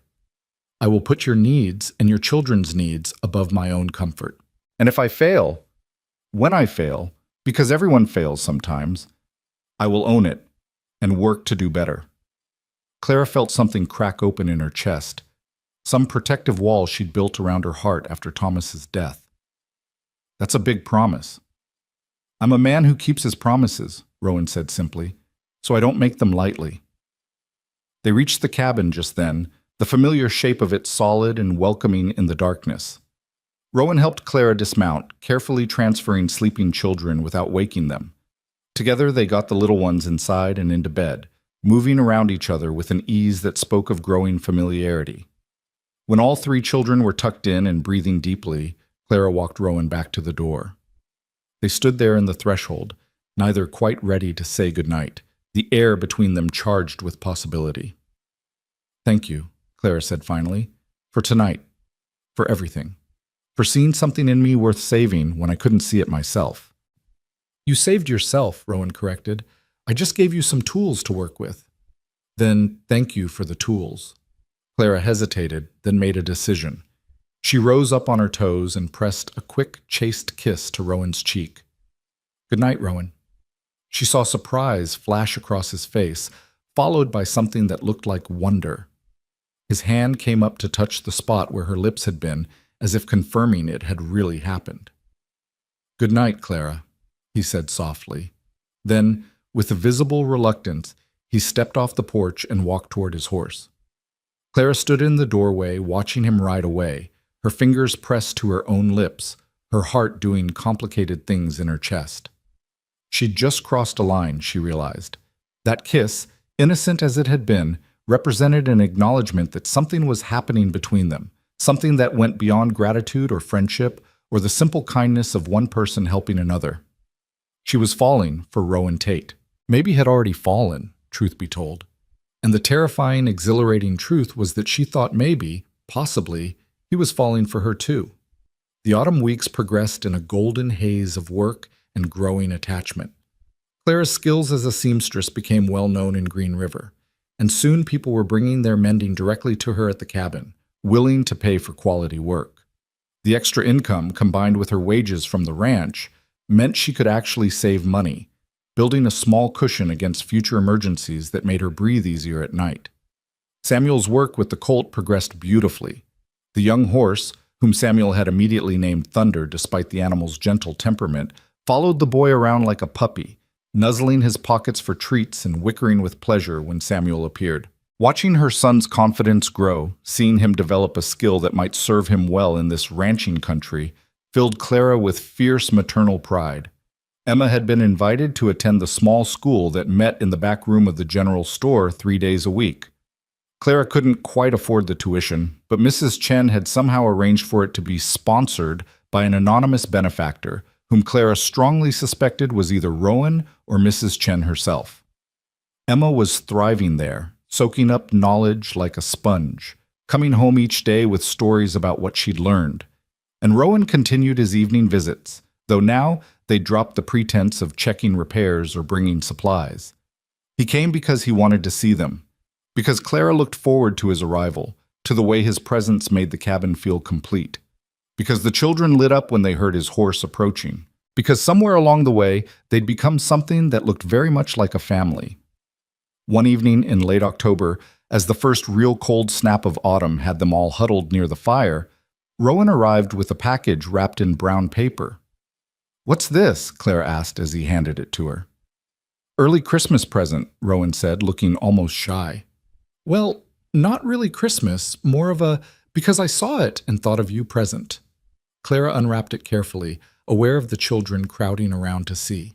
Inside was a length of deep red wool, beautiful quality, soft and warm, enough to make a shawl or maybe a dress if she was careful with the cutting. "Rowan," she breathed, "this must have cost a fortune." "It was a good price," he said, which Clara suspected was a lie. "And you've been wearing the same dress for weeks now. Figured you could use something new, something that's yours, not a hand-me-down or a borrowed thing." The thoughtfulness of it, the fact that he'd noticed what she wore, that he'd thought about what she might need or want, made Clara's eyes sting with tears. "I don't know what to say." "Say you'll make something beautiful with it," Rowan suggested. "Say you'll wear it to the church social next month. Say—" He hesitated, then pushed forward with visible determination. "Say you'll wear it when I take you to dinner at the hotel in Green River, just the two of us. An actual courting dinner, properly done." The children gasped with excitement. "Are you asking Mama on a date?" Emma squealed. "I am, Rowan confirmed, his eyes never leaving Clara's face. "If she'll have me." Clara looked at this man who'd saved them from a storm, and then kept saving them, day after day, in ways both large and small.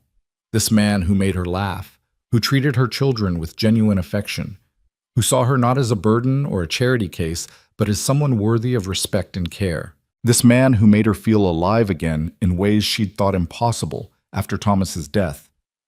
"Yes," she said softly, then louder. "Yes, I'll have you. I'd be honored to have dinner with you."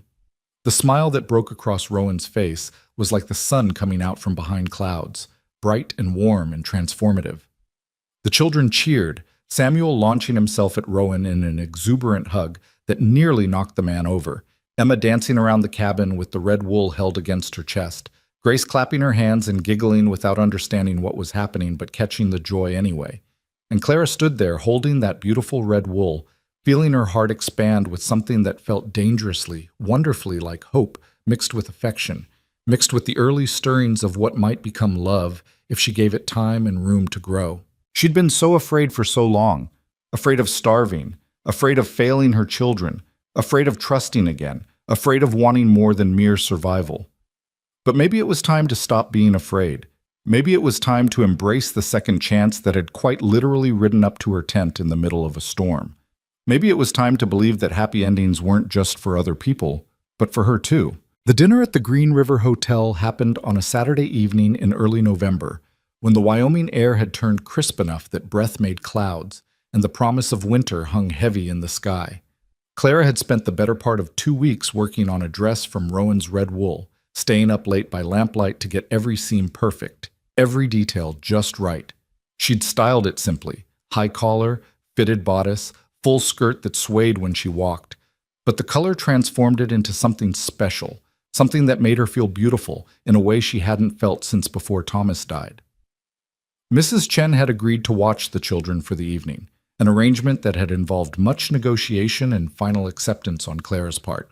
The older woman had been surprisingly gentle about it, saying only that Clara deserved an evening to herself, that the children would be perfectly safe, and that anyone who suggested otherwise could take their opinions directly to her if they dared.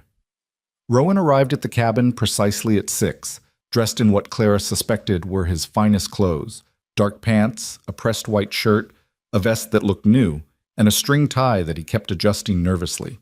His hair was slicked back with pomade, his boots polished to a shine, and he carried a small bouquet of late-season wildflowers that he must have ridden all over creation to find. "You look beautiful," he said when Clara opened the door, and the raw honesty in his voice made her blush. "You clean up pretty well yourself," she replied, accepting the flowers with hands that trembled slightly. This was real, she realized. This was happening. She was going on an actual courting dinner with a man who wasn't Thomas, and the weight of that reality was both exhilarating and terrifying. The children had their own opinions about the evening, expressed with the blunt honesty of youth. Emma kept circling Clara, examining the dress from every angle and declaring it the most beautiful thing ever. Samuel wanted to know why Rowan was wearing fancy clothes and whether there would be dessert. Grace simply held up her arms to be picked up by Rowan, which he did without hesitation, settling the little girl on his hip as naturally as if she were his own. "You be good for Mrs. Chen," Clara instructed her children, kissing each of them goodbye with a mother's mixture of love and anxiety about leaving them. "Listen to what she says, help with the dishes, and get to bed on time." "We will, Mama," Emma promised solemnly. "You have fun with Rowan. Don't worry about us."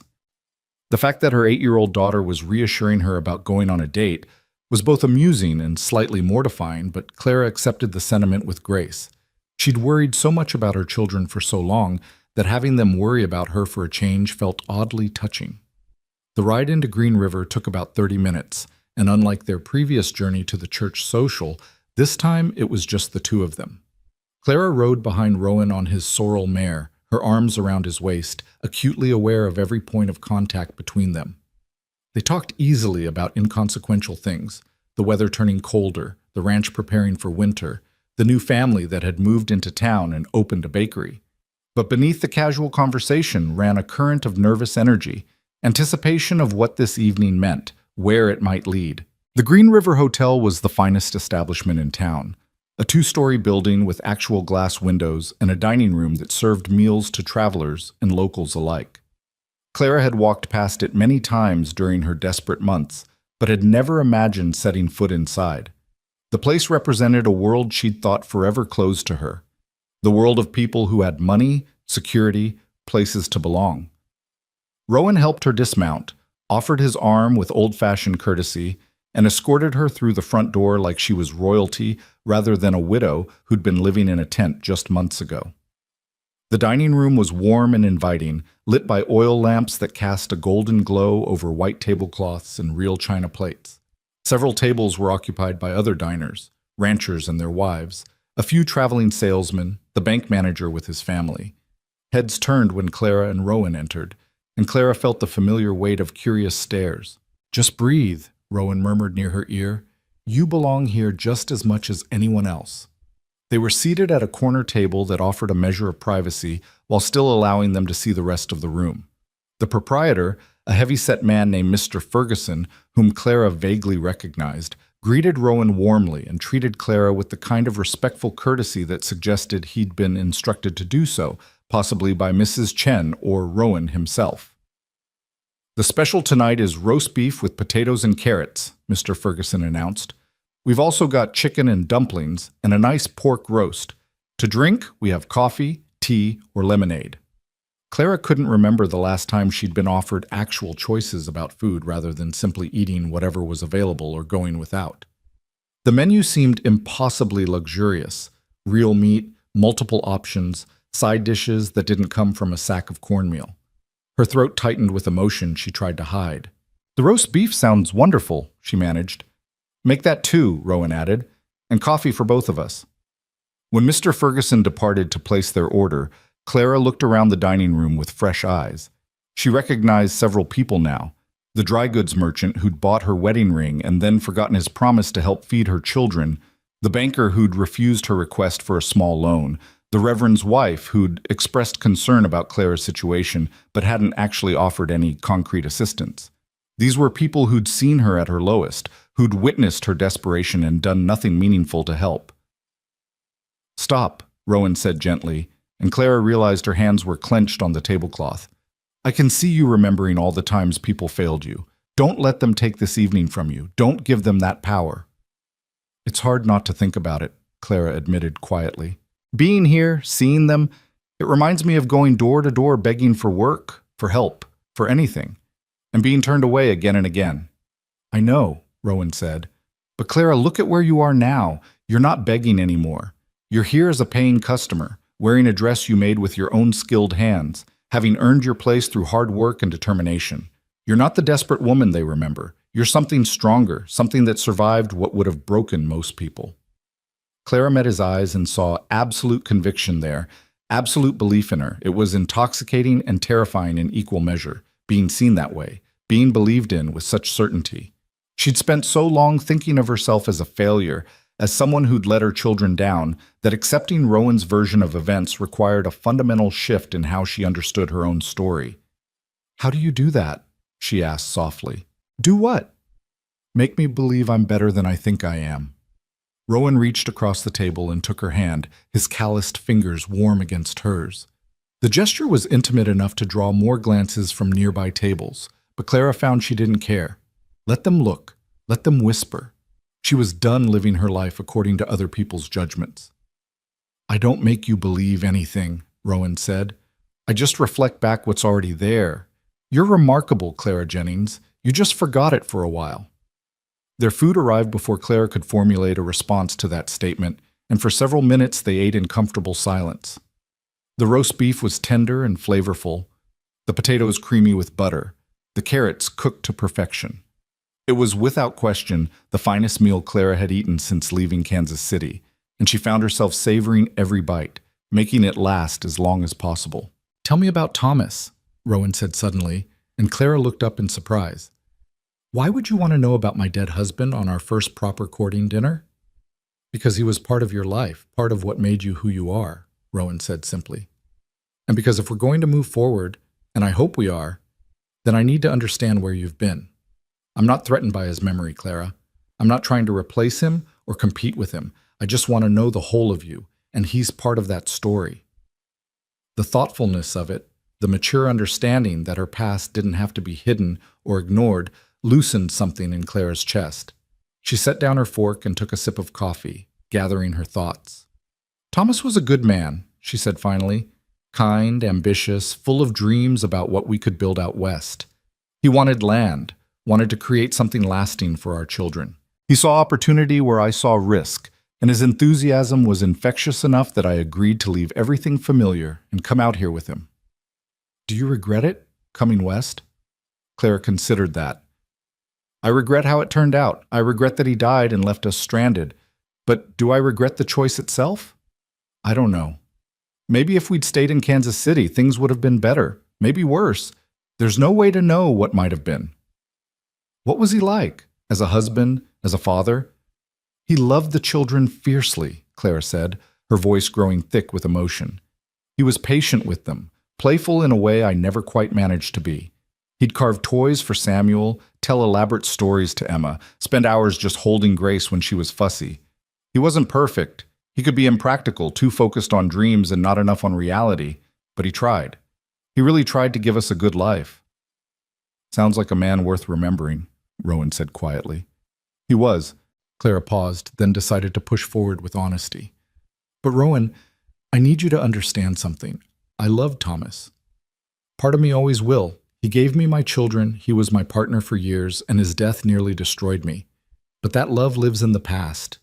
It's a memory, not a present reality. And what I'm feeling now, what's growing between us, that's not a betrayal of him. That's me choosing to keep living instead of becoming a ghost myself.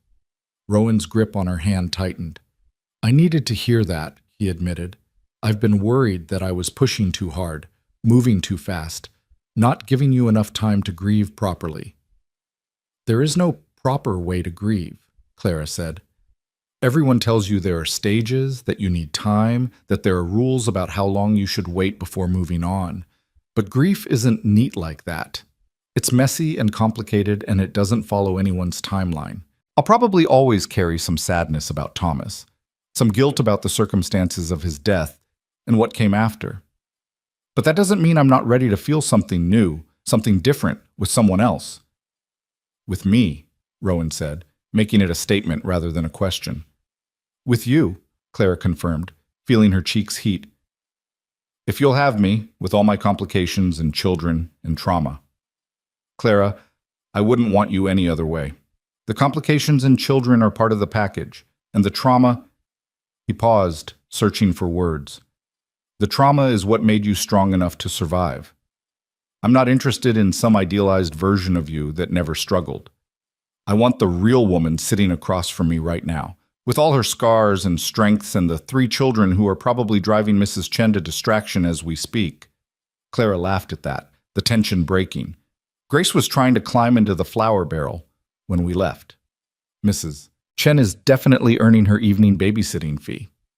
They finished dinner in better spirits, the serious conversation having cleared the air between them. Over coffee and a surprisingly good apple pie that Mr. Ferguson recommended, they talked about lighter things. Rowan's early days at the ranch, Clara's childhood in Boston, their shared opinions about various town personalities. It felt natural, easy, like talking to someone she'd known for years rather than months. When they finally emerged from the hotel into the cold November night, Clara felt full in ways that had nothing to do with the meal. She felt seen, understood, accepted for exactly who she was. Not despite her struggles, but including them as part of the whole person, Rowan seemed determined to know and care for. Walk with me a bit before we head back, Rowan suggested, offering his arm.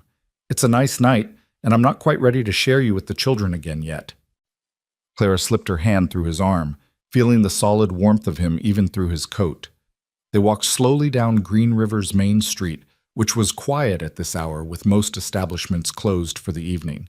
Lamplight spilled from windows here and there, and somewhere in the distance someone was playing a piano badly, but enthusiastically. I have something to tell you, Rowan said after they'd walked a ways in comfortable silence. Something I probably should have mentioned before, but didn't know how to bring up. Clara felt anxiety spike in her chest. This was it, the catch, the hidden complication, the thing that would make all of this too good to be true. What is it? Mr. Blackwood, the ranch owner, he's getting on in years and his health isn't what it used to be. He's been talking about retirement, about maybe selling the ranch or finding someone to take it over. And he's indicated that he might be willing to make me a partner if I can come up with part of the purchase price. Rowan, that's wonderful, Clara said, relief flooding through her that this wasn't bad news. That's what you've been working toward, isn't it? It is, Rowan agreed. But here's the thing. If it happens, if I become part owner of the dusty spur that comes with the main ranch house, the big house where Mr. Blackwood lives now, it's got 5 bedrooms, Clara. A real kitchen with a proper stove, a parlor, and a dining room. Space for a family. He stopped walking and turned to face her, taking both her hands in his. I'm not proposing. Not yet. Not tonight. I know it's too soon and you need more time and there are conversations we still need to have. But I want you to know that when I think about my future, when I imagine what that big house could be, you're there. You and Emma and Samuel and Grace. That's the picture in my head. That's what I'm working toward. Clara felt tears spring to her eyes. Rowan, you don't have to say anything, he interrupted gently. I'm not asking for promises or commitments. I just wanted you to know where my heart is, where my intentions lie. So there's no confusion, no wondering what I want. I want you, Clara. I want a life with you and your children, and I'm willing to wait as long as it takes for you to want that too. Clara looked at this man who'd saved them from a storm and then kept saving them every day since, with shelter and work and patience and genuine care. This man who treated her children like they mattered, who saw her as something more than a charity case, who talked about the future like it was something they could build together instead of something that would just happen to them. I already want it, she whispered. I'm terrified of wanting it, and part of me keeps waiting for something to go wrong. But Rowan, I want it. I want that future with you. The joy that lit his face was almost painful to witness. He pulled her close, and Clara went willingly, resting her head against his chest and feeling his heart hammering beneath her ear. They stood there in the middle of Green River's main street, holding each other under the cold stars. And Clara felt something shift inside her, some final wall crumbling, some last defense falling away. She was going to love this man. She was probably already falling in love with him, had been since he'd first insisted she'd sleep under a roof that stormy night months ago. And the terrifying, wonderful truth was that she thought he was falling in love with her too. We should get back, Rowan said eventually, his voice rough with emotion. Mrs. Chen will have our heads if we're too late. The ride back to the ranch passed in a warm haze. Clara's arms wrapped around Rowan's waist, her cheek pressed against his back. When they reached the main house to collect the children, they found chaos. Emma trying to teach Mrs. Chen how to braid hair, Samuel had somehow gotten covered in flour from head to toe, and Grace was asleep in a basket near the stove like a contented kitten. Your children are demons, Mrs. Chen announced, but her eyes were twinkling. Wonderful demons, but demons. Take them home before they destroy my kitchen completely. The children were full of questions on the ride back to the cabin. How was dinner? What did you eat? Did you have fun? Are you going to get married? Delivered with the brutal directness of youth who saw no reason to be subtle about their hopes. We had a very nice time, Claire said diplomatically, and that's all you need to know for now. But you like him, right, Mama? Emma pressed. You like Rowan? Clara met Rowan's eyes over Emma's head and saw him waiting for her answer with the same intensity as her daughter. Yes, she said softly. I like him very much. Good, Samuel declared, because we like him too, and it would be weird if you didn't like him back. The simple logic of it made both adults laugh, and the rest of the ride passed in companionable conversation. At the cabin, Rowan helped get the children inside and into bed, a process that involved much stalling and requests for water, and suddenly remembered important questions that absolutely couldn't wait until morning. Finally, with all 3 children tucked in and drowsing, Clara walked Rowan to the door. They stood in the threshold like they had so many times before, but tonight felt different. Tonight felt like a beginning, rather than just another evening in a series of evenings. Thank you, Clara said. For dinner, for the conversation, for being patient with me and my complications. Thank you for taking a chance on me, Rowan replied, for being willing to trust again despite everything you've been through. He leaned down slowly, giving her plenty of time to pull away, and pressed a gentle kiss to her forehead. It was chaste, respectful, nothing that could be considered improper, but it was also loaded with promise, with affection, with the potential for so much more. Good night, Clara. Good night, Rowan. She stood in the doorway watching him ride away, her fingers touching the spot where his lips had been, her heart full of hope and fear and something that felt dangerously like joy. Behind her, she heard Emma's voice whisper shouting from the bed. "Mama, did he kiss you?" "Go to sleep, Emma," Clara said, but she was smiling as she said it. The next weeks passed in a blur of routine and growing intimacy. Rowan continued his evening visits, now openly acknowledged as courting calls rather than maintenance checks. He brought small gifts, a hair ribbon for Emma, a new jackknife for Samuel, a stuffed rabbit for Grace. He stayed for supper most nights, helping Clara cook, washing dishes while she dried, playing with the children before bedtime with the easy affection of someone who genuinely enjoyed their company. And slowly, carefully, he and Clara learned each other. They talked about everything: his difficult childhood with an absent father and a mother who'd struggled to survive, her privileged upbringing that had made the harsh realities of frontier life such a shock, their hopes for the future, their fears about all the ways things could go wrong. They talked about Thomas more too, Clara sharing memories without guilt, Rowan listening without jealousy. He seemed to understand that her first husband would always be part of her story, that the children needed to remember their father, that loving someone new didn't require erasing the love that came before. In late November, the first real snow fell. Not the light dustings they'd had earlier, but a serious storm that blanketed the plains in white and made travel treacherous. Clara and the children were snowed in at the cabin for 3 days, and Rowan appeared on the second day, having ridden through conditions that Clara wouldn't have attempted, bringing supplies and firewood and his presence. "You didn't have to come," Clara said, touched and exasperated in equal measure. "We would have been fine." "I know you would have," Rowan replied, stomping snow off his boots. "But I wanted to make sure, wanted to see with my own eyes that you had enough wood, enough food, that the children were warm." The fact that he'd risked the journey just to check on them said more than any words could have about how much he cared. And when the storm worsened that evening, making it impossible for him to safely return to the bunkhouse, Clara made up a pallet by the fire for him without any awkwardness or concerns about propriety. They were past that now, past the point of worrying what others might think. What mattered was that they trusted each other, cared for each other, were building something real together. That night, with the wind howling outside and the children asleep, and Rowan's presence making the cabin feel complete, Clara lay in her bed and thought about how far they'd come. 6 months ago, she'd been living in a tent, watching her children slowly starve, certain that they'd all die on the Wyoming plains without anyone caring or noticing. And now she had work, shelter, security, and the promise of something that looked remarkably like love. The storm broke on the third day, revealing a world transformed by snow. The children were ecstatic, running outside to play in the drifts, building a lopsided snowman that Samuel insisted had to be named Thunder after his beloved colt.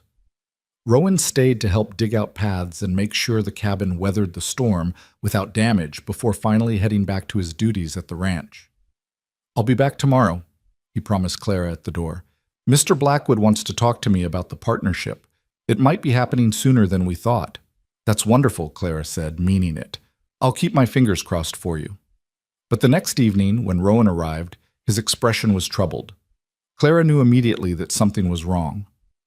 "What happened?" she asked, as soon as the children were occupied with their own activities and she and Rowan could speak privately on the porch.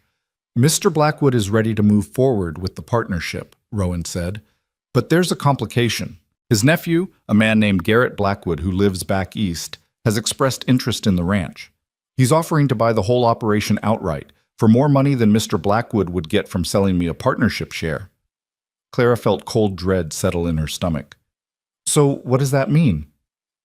"It means Mr. Blackwood is considering the offer," Rowan said, his jaw tight with frustration. "The nephew has money, connections, business experience. On paper, he's the better choice. And if Mr. Blackwood sells to him instead of bringing me on as partner, then I lose the main house, lose the opportunity I've been working toward for years." "But you'd still have your job," Clara said, trying to find the positive. "You'd still be foreman." "Maybe," Rowan said grimly. "Or maybe Garrett Blackwood brings in his own people, his own foreman. Maybe he cleans house and starts fresh. That's what businessmen from back east tend to do when they buy Western properties. Remake them in their own image, get rid of anyone who might represent the old way of doing things." The implications of what he was saying hit Clara like a physical blow. If Rowan lost his position, he'd have to find work elsewhere. He'd have to leave the dusty spur, maybe leave Green River entirely. And if he left— Clara, Rowan said urgently, taking her hands, whatever happens, this doesn't change what I feel for you. If I have to leave, if I have to find work somewhere else, I'll find a way to come back, or I'll take you with me. I'm not letting you go no matter what Garrett Blackwood does or doesn't do. You can't promise that, Clara said, her voice shaking. You can't know what choices you'll have to make, what opportunities might come up elsewhere. And I can't uproot my children again, Rowan. Not when they're finally settled, finally stable. I can't drag them from place to place chasing another uncertain future. Then I'll stay, Rowan said fiercely. I'll find work at another ranch nearby, something close enough that I can still see you. Clara, I meant what I said. I want a future with you. I'm not walking away from that because of some business complication. Clara wanted to believe him. God, she wanted to believe him. But she'd learned the hard way that wanting something didn't make it true, that the best intentions could crumble under the weight of practical necessity. What if Rowan couldn't find work nearby? What if the only opportunities were states away? What if this beautiful thing they'd been building was about to be destroyed by circumstances beyond their control, just like everything else in her life seemed to be destroyed? We'll figure it out, Rowan promised, pulling her close. I don't know how yet, but we'll find a way. Trust me, Clara. Please trust me. She wanted to. She did trust him, actually. Trusted his intentions, his sincerity, his genuine care for her and the children. What she didn't trust was the universe, fate, whatever force seemed determined to take away everything good in her life just when she started to believe in it. But she nodded against his chest anyway, choosing hope over fear, choosing to believe that maybe this time things would work out, that maybe the story didn't have to end in loss and heartbreak. The next weeks were tense with uncertainty. Rowan continued his visits, but there was an undercurrent of worry in everything they did, a shadow over their growing attachment. Mr. Blackwood's nephew was apparently taking his time making a final decision, and the waiting was excruciating. Clara threw herself into her work, taking on extra mending projects, saving every penny she could in case she needed to move the children again, in case the cabin was lost, in case everything fell apart. Again. Emma noticed her mother's stress and tried to help by being extra good, extra responsible, taking over more household tasks without being asked. Samuel became quieter, more withdrawn, as if he sensed that something was wrong but didn't know how to fix it. Even Grace seemed affected, more clingy than usual, crying when Clara left her sight. It was Mrs. Chen who finally confronted Clara about it. "You are walking around like a ghost," the older woman announced one morning in the sewing room, hands on hips in her characteristic no-nonsense stance. "Jumping at every sound, anxious all the time. This is because of the nephew, yes? Because of worry about Rowan's position?" Clara nodded miserably. "If Mr. Blackwood sells to his nephew, everything changes. Rowan might lose his job. We might lose the cabin. I might lose my work here. And I can't—" Her voice broke. "I can't go through that again, Mrs. Chen. I can't watch everything fall apart again. It nearly killed us the first time." Mrs. Chen was quiet for a long moment, her sharp eyes assessing Clara with an intensity that made her want to squirm. Then she sighed heavily and sat down across from Clara at the work table. "I will tell you something," Mrs. Chen said slowly, "but you must promise not to repeat it, not even to Rowan. Not yet. You understand?" Clara nodded, confused but attentive. "Mr. Blackwood, he is old, yes, and his health is not good, but he is not a fool. He sees what his nephew is, a man who cares about money and status, not about land or people or the ranch that has been in his family for 30 years. Garrett Blackwood wants to buy the property, but he will not care for it the way it deserves. He will not care for the people who work here, who have given years of their lives to the dusty spur." She leaned forward, her voice dropping. "Mr. Blackwood talks to me because I have been here since the beginning, since his wife was still alive. And he has said, though not in these exact words, that he would prefer to see Rowan become his partner, that he trusts Rowan to maintain what has been built here. The nephew's offer is tempting because it is easy, because it is a simple transaction, but easy is not always right." "So what are you saying?" Clara asked, hope beginning to flicker in her chest. "That Mr. Blackwood might choose Rowan after all." I am saying that Mr. Blackwood needs a reason to choose the harder path, Mrs. Chen said. A reminder of what matters more than money. And I think you might be that reason, if you are brave enough. I don't understand. Mrs. Chen smiled, small and knowing. Mr. Blackwood cares about family, about legacy. His nephew has no children, no wife, no real ties to this place beyond blood and potential profit. But Rowan, if Rowan had a family, had children who would grow up on this ranch, had a reason to put down deep roots and build something lasting, that would mean something to a man like Mr. Blackwood. That would be the kind of legacy he wants for the Dusty Spur. The implication of what Mrs. Chen was suggesting hit Clara like a thunderbolt. You're saying I should, what? Propose to Rowan? Force the issue? I am saying you should stop waiting for life to happen to you and start making choices about what you want, Mrs. Chen replied firmly. You love Rowan, yes? Clara hesitated, then pushed through her fear of saying it aloud. Yes. Yes, I love him. And he loves you, and the children love him, and everyone can see you belong together except you are both being so careful, so patient, waiting for the perfect time that may never come. Mrs. Chen stood, brushing imaginary dust from her apron. Sometimes the perfect time is right now, before circumstances force different choices. Sometimes you must leap before you are ready and trust that you will figure out how to fly on the way down. She left Clara sitting at the work table, mind reeling with possibilities and fears, and a wild, desperate hope that maybe Mrs. Chen was right. Maybe Clara had been so focused on protecting herself from more loss that she was missing the chance to claim something worth having.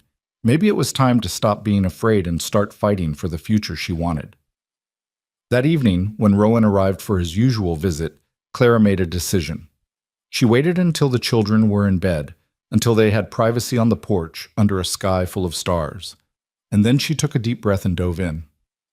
Rowan, I need to ask you something, and I need you to answer honestly, even if the truth is complicated.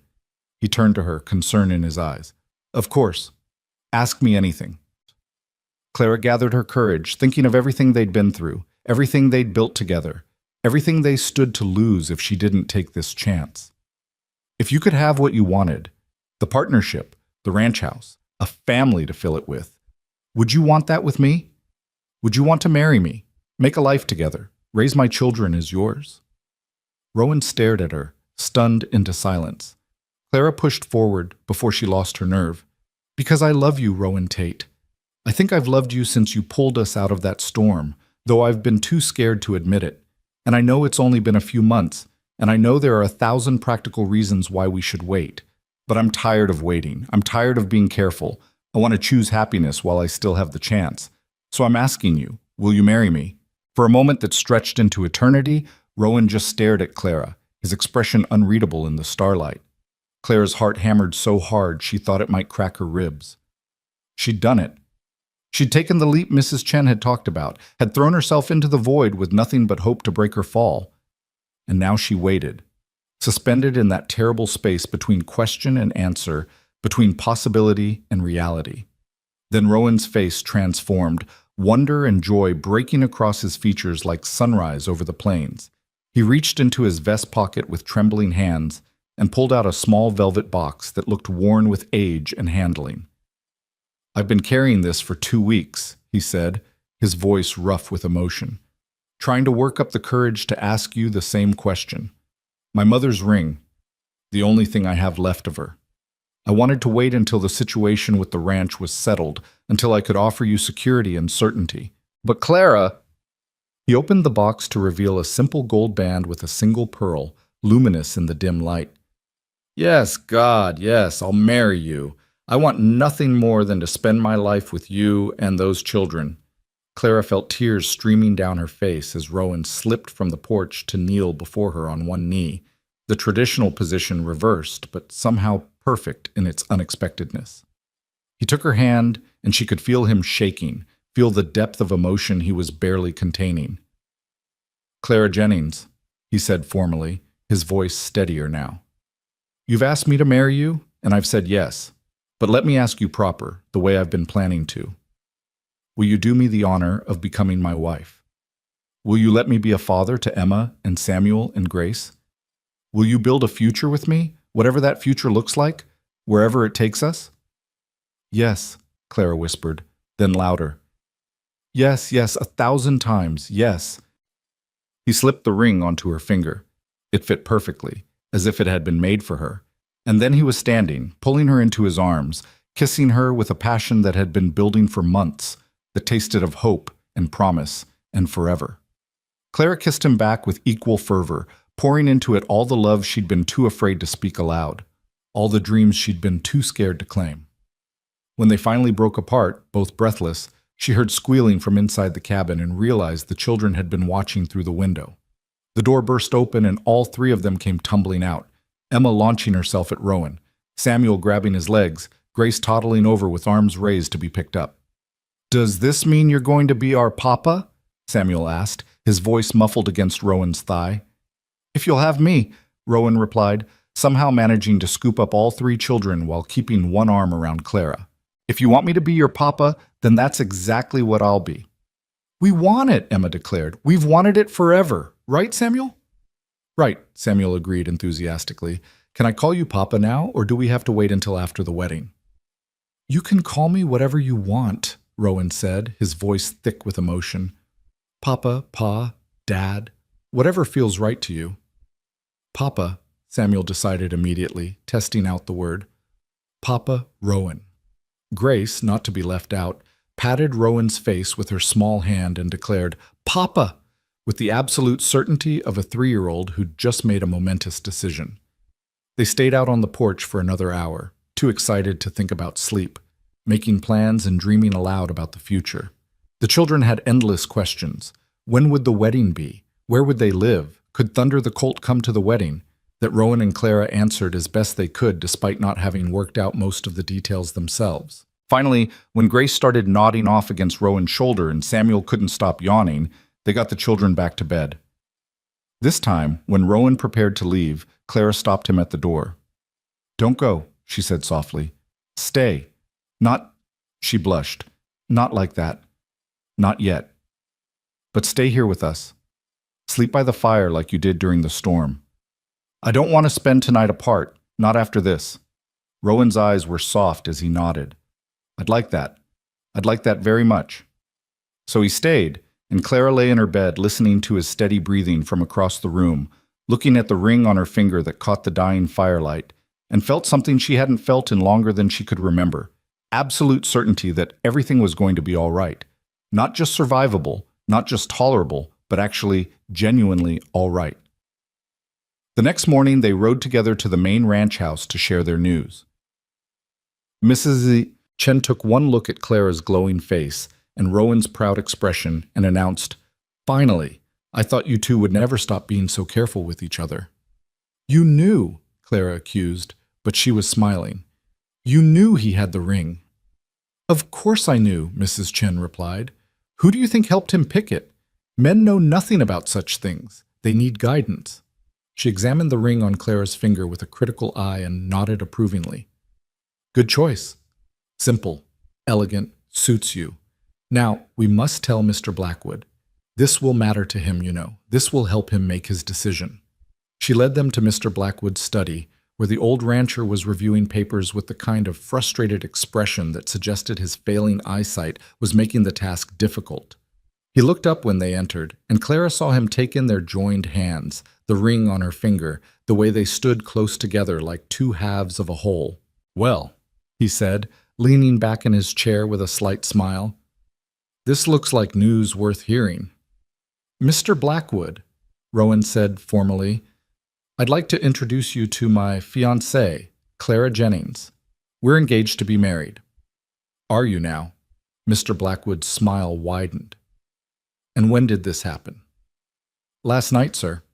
I know the timing might seem sudden, given the uncertainty with your nephew's offer, but—" "Sudden?" Mr. Blackwood interrupted. "Son, I've been watching you court this lady for months.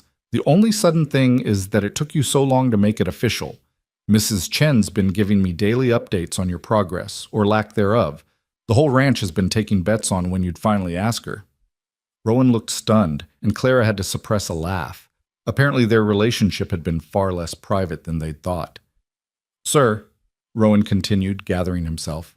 I want you to know that regardless of what happens with the ranch, whether you sell to your nephew or not, my commitment to Clara and her children stands.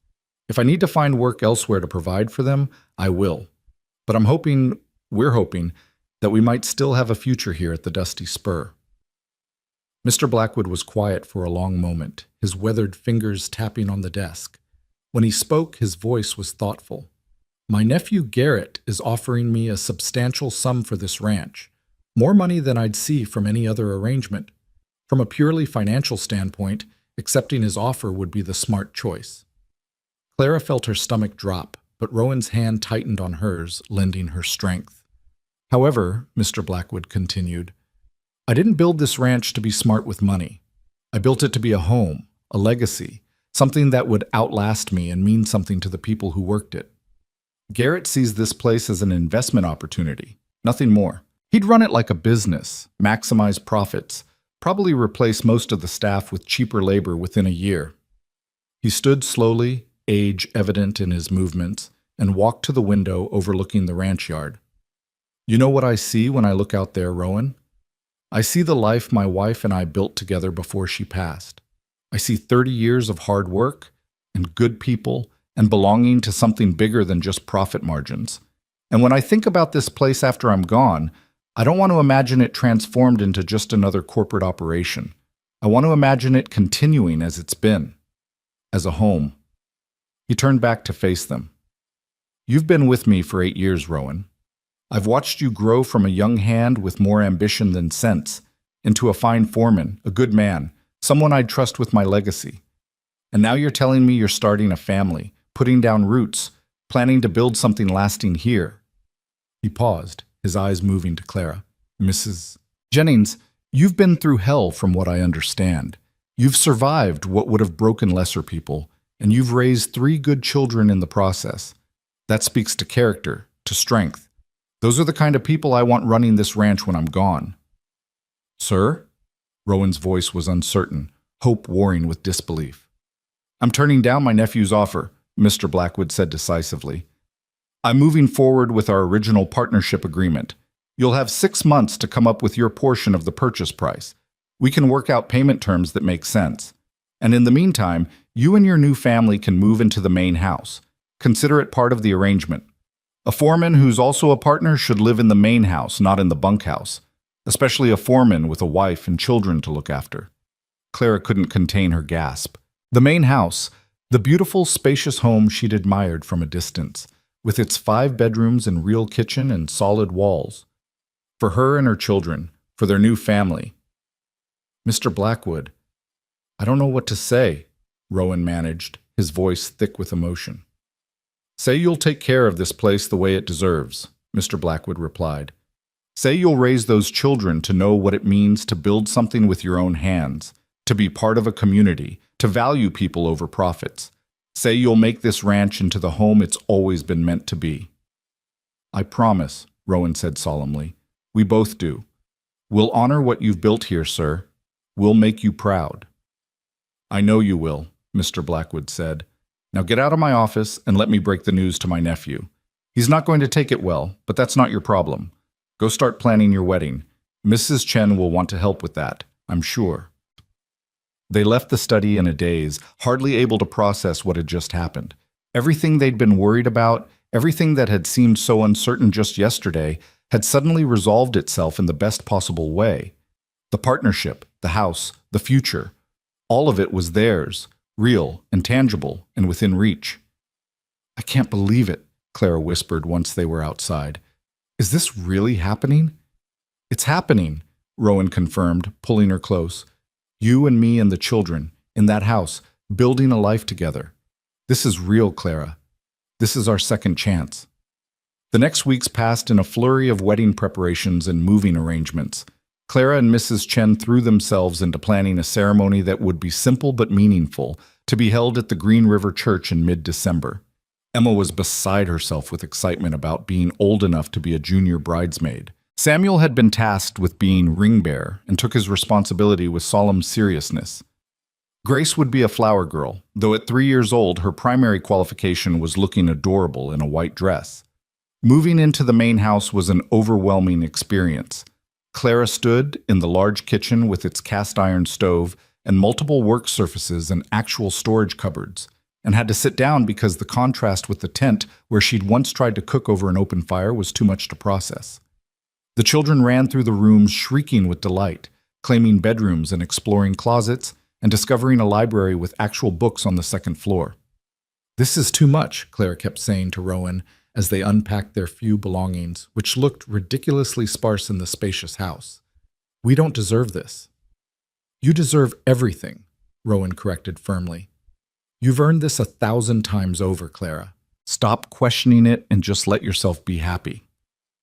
Mrs. Chen, meanwhile, had taken Clara's measurements and somehow produced a wedding dress, a simple white gown with lace at the collar and cuffs, fitted through the bodice and flowing in the skirt. When Clara tried it on for the first time, she looked in the full-length mirror in what was now her bedroom and barely recognized herself. The gaunt, desperate woman who'd lived in a tent was gone, replaced by someone who looked healthy, happy, loved. The wedding itself was set for December 18th, a Saturday that dawned cold but brilliantly clear, with sunlight sparkling off snow and the Wyoming sky that particular shade of blue that seemed impossible anywhere else. The church was packed with people from the ranch and town, some who'd known Clara from her desperate days and seemed genuinely happy to see how far she'd come, others who'd never met her but came to support Rowan, who was well-liked in the community.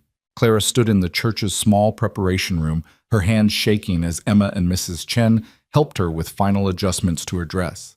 She could hear the church filling up outside, the murmur of voices and occasional bursts of laughter that spoke of a community gathering to celebrate. "Mama, you look like a princess," Emma breathed, her eyes wide with wonder. "She looks like a bride," Mrs. Chen corrected, "which is better than a princess because it is real, not a fairy tale." "Is it normal to be this nervous?" Clara asked, pressing a hand to her stomach where butterflies seemed to have taken up permanent residence. "I've done this before. I've been married. I shouldn't be this scared." "It is different this time," Mrs. Chen said wisely. "The first time you were young, you did not know what marriage meant, what life would bring. This time, you know. You have seen the worst life can offer, and you are choosing this anyway. That makes it more precious, yes, but also more frightening because you know what you could lose." Clara nodded, the truth of that hitting home. She knew exactly what she stood to lose now. This man who'd saved her, these children who were thriving, this life they'd built from the ashes of disaster. The stakes felt impossibly high. "But Mama," Emma said softly, taking her hand, "you won't lose him. Papa Rowan isn't going anywhere. He promised, remember? He always keeps his promises." The simple faith in her daughter's voice steadied Clara. Emma was right. Rowan did keep his promises. He'd promised to help them that stormy night, and he had. He'd promised they'd be safe, and they were. He'd promised to build a future with them, and here they stood on the threshold of that future, real and solid and waiting. There was a knock on the door, and the Reverend poked his head in. "We're ready when you are, Mrs. Jennings." Clara took a deep breath, squeezed Emma's hand, and nodded. "I'm ready." The ceremony was a blur of sensory details that Clara would spend years trying to fully remember. The church was decorated with pine boughs and white ribbons that Mrs. Chen and some of the ranch women had spent days arranging. Samuel stood at the front with the rings on a small pillow, his face serious with responsibility. Grace toddled down the aisle, scattering flower petals with more enthusiasm than precision, making the congregation laugh. And then there was Rowan, waiting at the altar in a new suit that Clara suspected Mrs. Chen had bullied him into buying. His hair neatly combed, his eyes locked on Clara as she walked toward him on Mr. Blackwood's arm, the old rancher having offered to give her away in the absence of her own father, who was thousands of miles away in Boston and hadn't been invited. The Reverend spoke words about love and commitment and the sacred bond of marriage, but Clara heard them as if from a distance. All her attention was focused on Rowan, on the man who'd refused to ride past a desperate family, who'd seen worth in her when she could see none in herself, who'd patiently courted her through her fear and grief, and finally proposed that they build something beautiful together from the wreckage of her old life. "Do you, Clara Marie Jennings, take this man to be your lawfully wedded husband, to have and to hold from this day forward, for better or worse, for richer or poorer, in sickness and in health, to love and to cherish, until death do you part. Clara thought about Thomas, about the first time she'd said these words, young and naive and certain that nothing bad could ever happen. She thought about how wrong she'd been, how quickly better had become worse, how richer had turned to poorer, how health had succumbed to sickness and death had parted them far too soon. But she also thought about the woman she'd become since then, stronger, wiser, more resilient. She thought about how she'd survived what should have killed her, how she'd kept her children alive through sheer determination, how she'd learned that second chances existed if you were brave enough to reach for them. "I do," she said clearly, her voice steady and sure. "And do you, Rowan James Tate, take this woman to be your lawfully wedded wife, to have and to hold from this day forward, for better or worse, for richer or poorer, in sickness and in health, to love and to cherish, until death do you part?" "I do," Rowan said, his voice rough with emotion, his eyes never leaving Clara's face. "Then by the power vested in me, I now pronounce you husband and wife. You may kiss your bride." Rowan pulled Clara close and kissed her with a gentleness that made her heart ache, and the church erupted in applause and cheers. When they finally broke apart, both of them were crying, happy tears this time, tears of relief and joy, and the overwhelming sense that everything they'd been through had led to this moment, had been worth it for this. They walked back down the aisle together, husband and wife, past smiling faces and well-wishers, out into the cold December sunlight where rice and flower petals were thrown and congratulations shouted. The children swarmed them immediately, Samuel talking a mile a minute about how he'd done his job perfectly, Emma beaming with pride, Grace demanding to be picked up by Papa. The reception was held in the church hall, with food contributed by what seemed like half of Green River. There was roast beef and chicken, fresh bread and pies, vegetables and side dishes of every description. There was music and dancing, laughter and celebration that went on for hours. Clara danced with Rowan, with Mr. Blackwood, with several ranch hands who'd become friends over the past months. She accepted congratulations from townspeople, some of whom had turned her away when she'd been desperate for work and now seemed to have conveniently forgotten that part. She chose to let it go, to forgive, if not forget, because holding on to bitterness would only poison the happiness she'd found. As the evening wound down and guests began departing, Clara found herself standing with Rowan by the window, watching snow begin to fall softly outside. His arm was around her waist, and she leaned into his warmth, feeling safe in a way she'd never quite felt before. "What are you thinking?" Rowan asked softly. "I'm thinking about a year ago," Clara replied. "How different everything was. How desperate and afraid I was. How certain I was that we were all going to die on those plains." She paused, her throat tight with emotion. "And I'm thinking about how wrong I was. How sometimes when everything seems darkest, when you're absolutely certain there's no way forward, life surprises you. Someone rides up out of a storm and offers you shelter. And if you're brave enough to accept it, to trust it, it turns into something more than you ever imagined possible." "I'm the lucky one," Rowan said. "Do you know that? That storm could have sent me on a different path, could have had me riding home a different way. But it didn't. It brought me to you, to them. It gave me a family I didn't even know I was looking for." "We're all lucky," Clara corrected. "All of us, you, me, the children. We found each other when we all needed finding. That's not luck, that's something more. That's grace." Later that night, after the celebration had ended and the children had been collected by Mrs. Chen, who'd offered to keep them overnight to give the newlyweds privacy, Clara and Rowan stood in the main house, their house now, looking around at the space that would hold their future. "I have something for you," Rowan said, disappearing into the study and returning with a wooden box. "I've been working on this for months, waiting for the right time to give it to you." Clara opened the box to find a small metal nameplate, beautifully engraved, "The Tate Family Ranch, founded 1873, Rowan, Clara, Emma, Samuel, and Grace." "I wanted you to know," Rowan said quietly, "that this isn't just my dream or my achievement. This is ours, all of ours. Your name belongs here just as much as mine. The children's names belong here. This is our family's legacy now, built together, earned together. Claire felt tears streaming down her face for what felt like the 100th time that day. "It's perfect," she whispered. "You're perfect. This is all perfect." "Not perfect," Rowan corrected gently, pulling her close. "Real. Better than perfect, because it's real and earned and ours." The winter months passed in domestic contentment that Clara had to keep reminding herself was actually her life now, not some elaborate dream she'd wake from. She settled into running the household with Mrs. Chen's guidance, learning the rhythms of ranch life from the inside. Emma continued school and helped with the younger children. Samuel spent every spare moment with Thunder, who was growing into a fine young horse. Grace blossomed with the security of a permanent home, her vocabulary expanding daily as she chattered to anyone who would listen.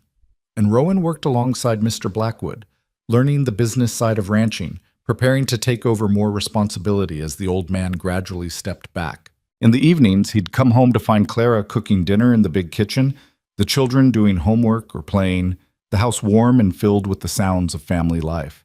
It was ordinary and extraordinary at the same time, the mundane miracle of a normal, happy life after so much darkness.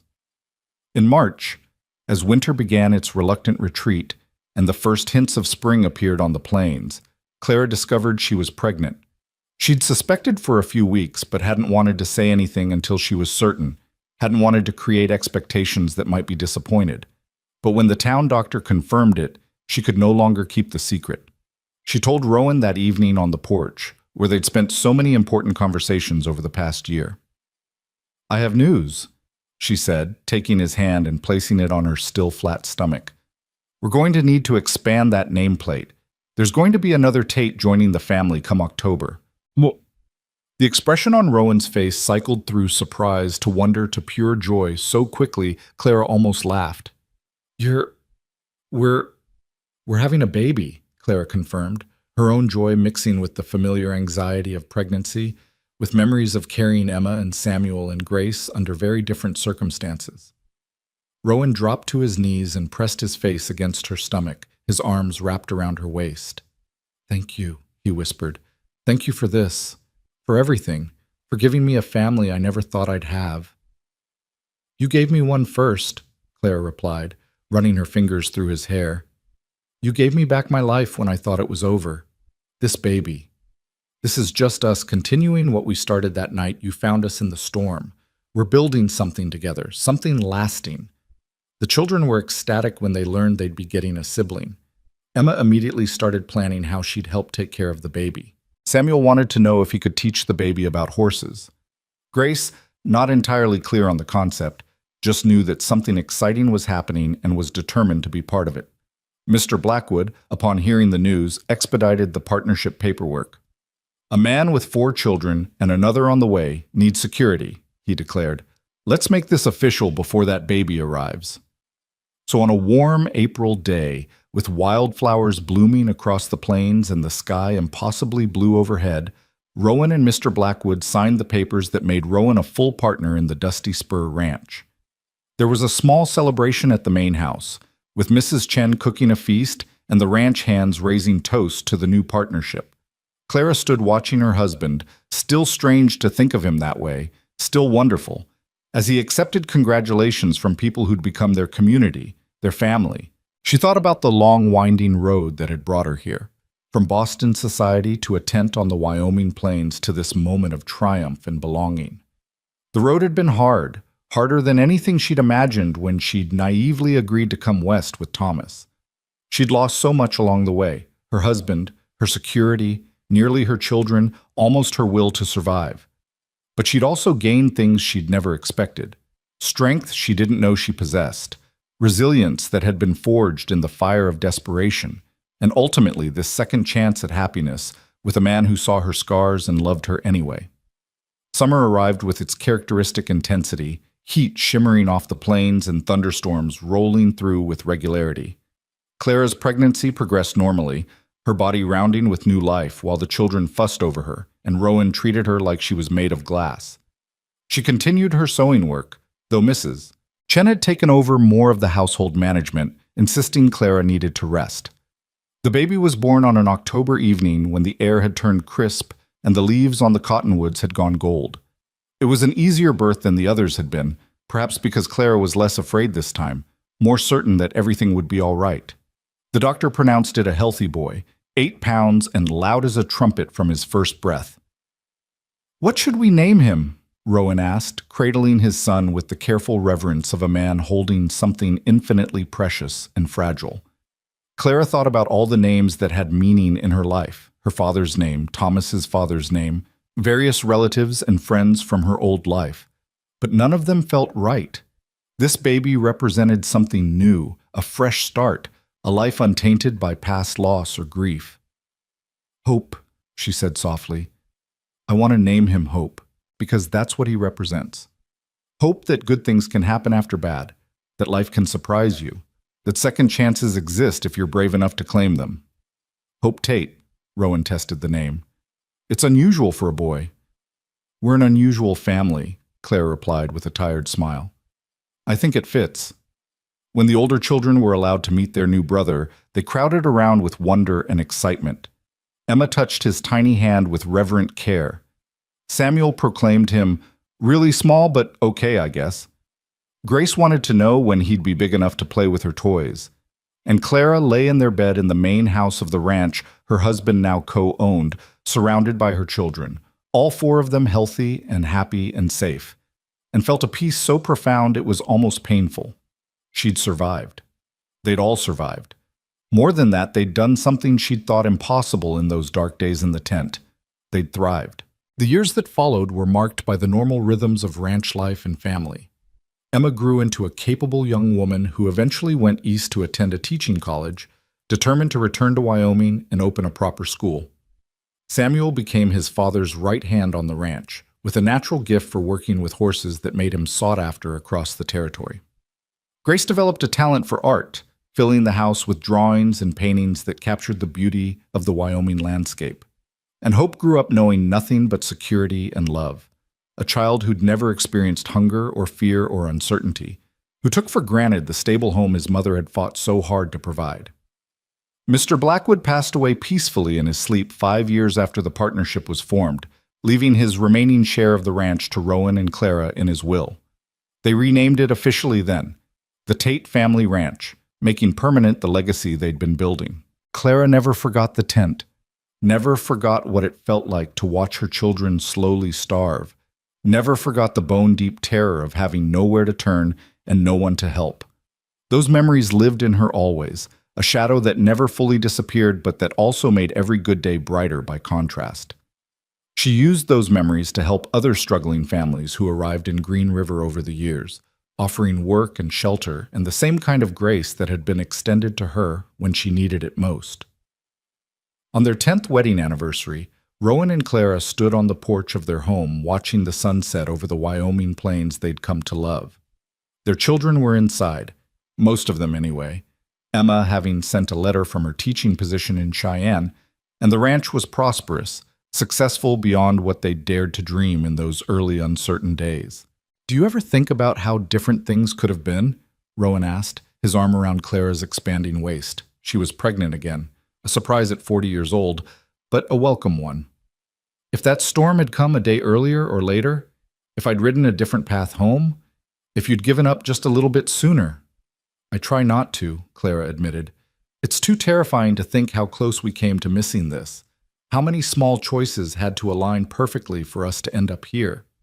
"But they did align," Rowan said. "Against all odds, against all logic, somehow we found each other.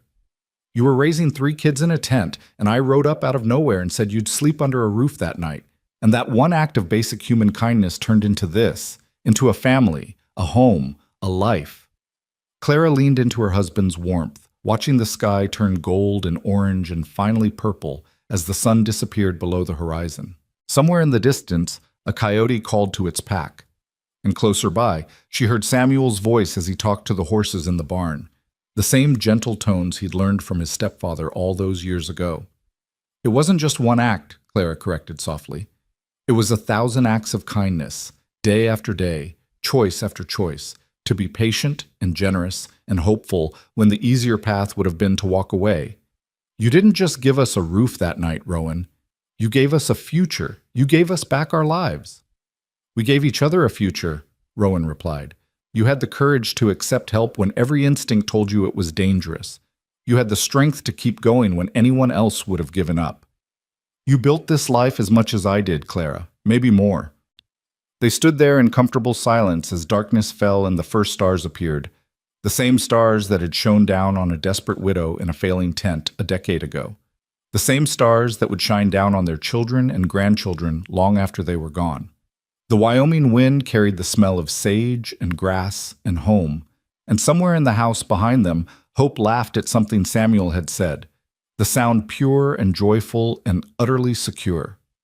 Clara thought about writing a letter to her parents back in Boston, whom she hadn't spoken to since Thomas's death, to tell them about her life now. But she decided against it. They belonged to her old world, the world of society rules and expectations that had no place here on the plains. This was her real family now, not the one she'd been born into, but the one she'd chosen, the one she'd fought for, the one she'd built from nothing with a cowboy who'd appeared out of a storm and changed everything. I love you, she said simply, the words encompassing everything, gratitude and passion and partnership and the deep abiding affection that grew stronger with every passing year. I love you too, Rowan replied, today, tomorrow, and every day after that until there are no more days left. That's my promise, Clara. That's my forever. And standing there on the porch of their ranch house, with the night settling around them and their children safe inside, Clara finally, fully believed in happy endings. Not the fairy tale kind that pretended life was easy and perfect, but the real kind that acknowledged the struggle, honored the pain, and celebrated the stubborn refusal to give up even when giving up would have been so much easier. She'd been raising 3 kids in a tent when a cowboy rode up and said she'd sleep under a roof that night. She hadn't known then that he was offering so much more than shelter from a storm. He was offering a partnership, a family, a love that would sustain them through whatever challenges lay ahead. She hadn't known that accepting his help would lead here, to this moment, to this life that was so far beyond what she dared to hope for in those desperate days. But she knew it now. She knew it in her bones, in her heart, in every fiber of her being. They'd survived the storm, all of them, and built something beautiful in its wake. And that was enough. More than enough. That was everything. The end.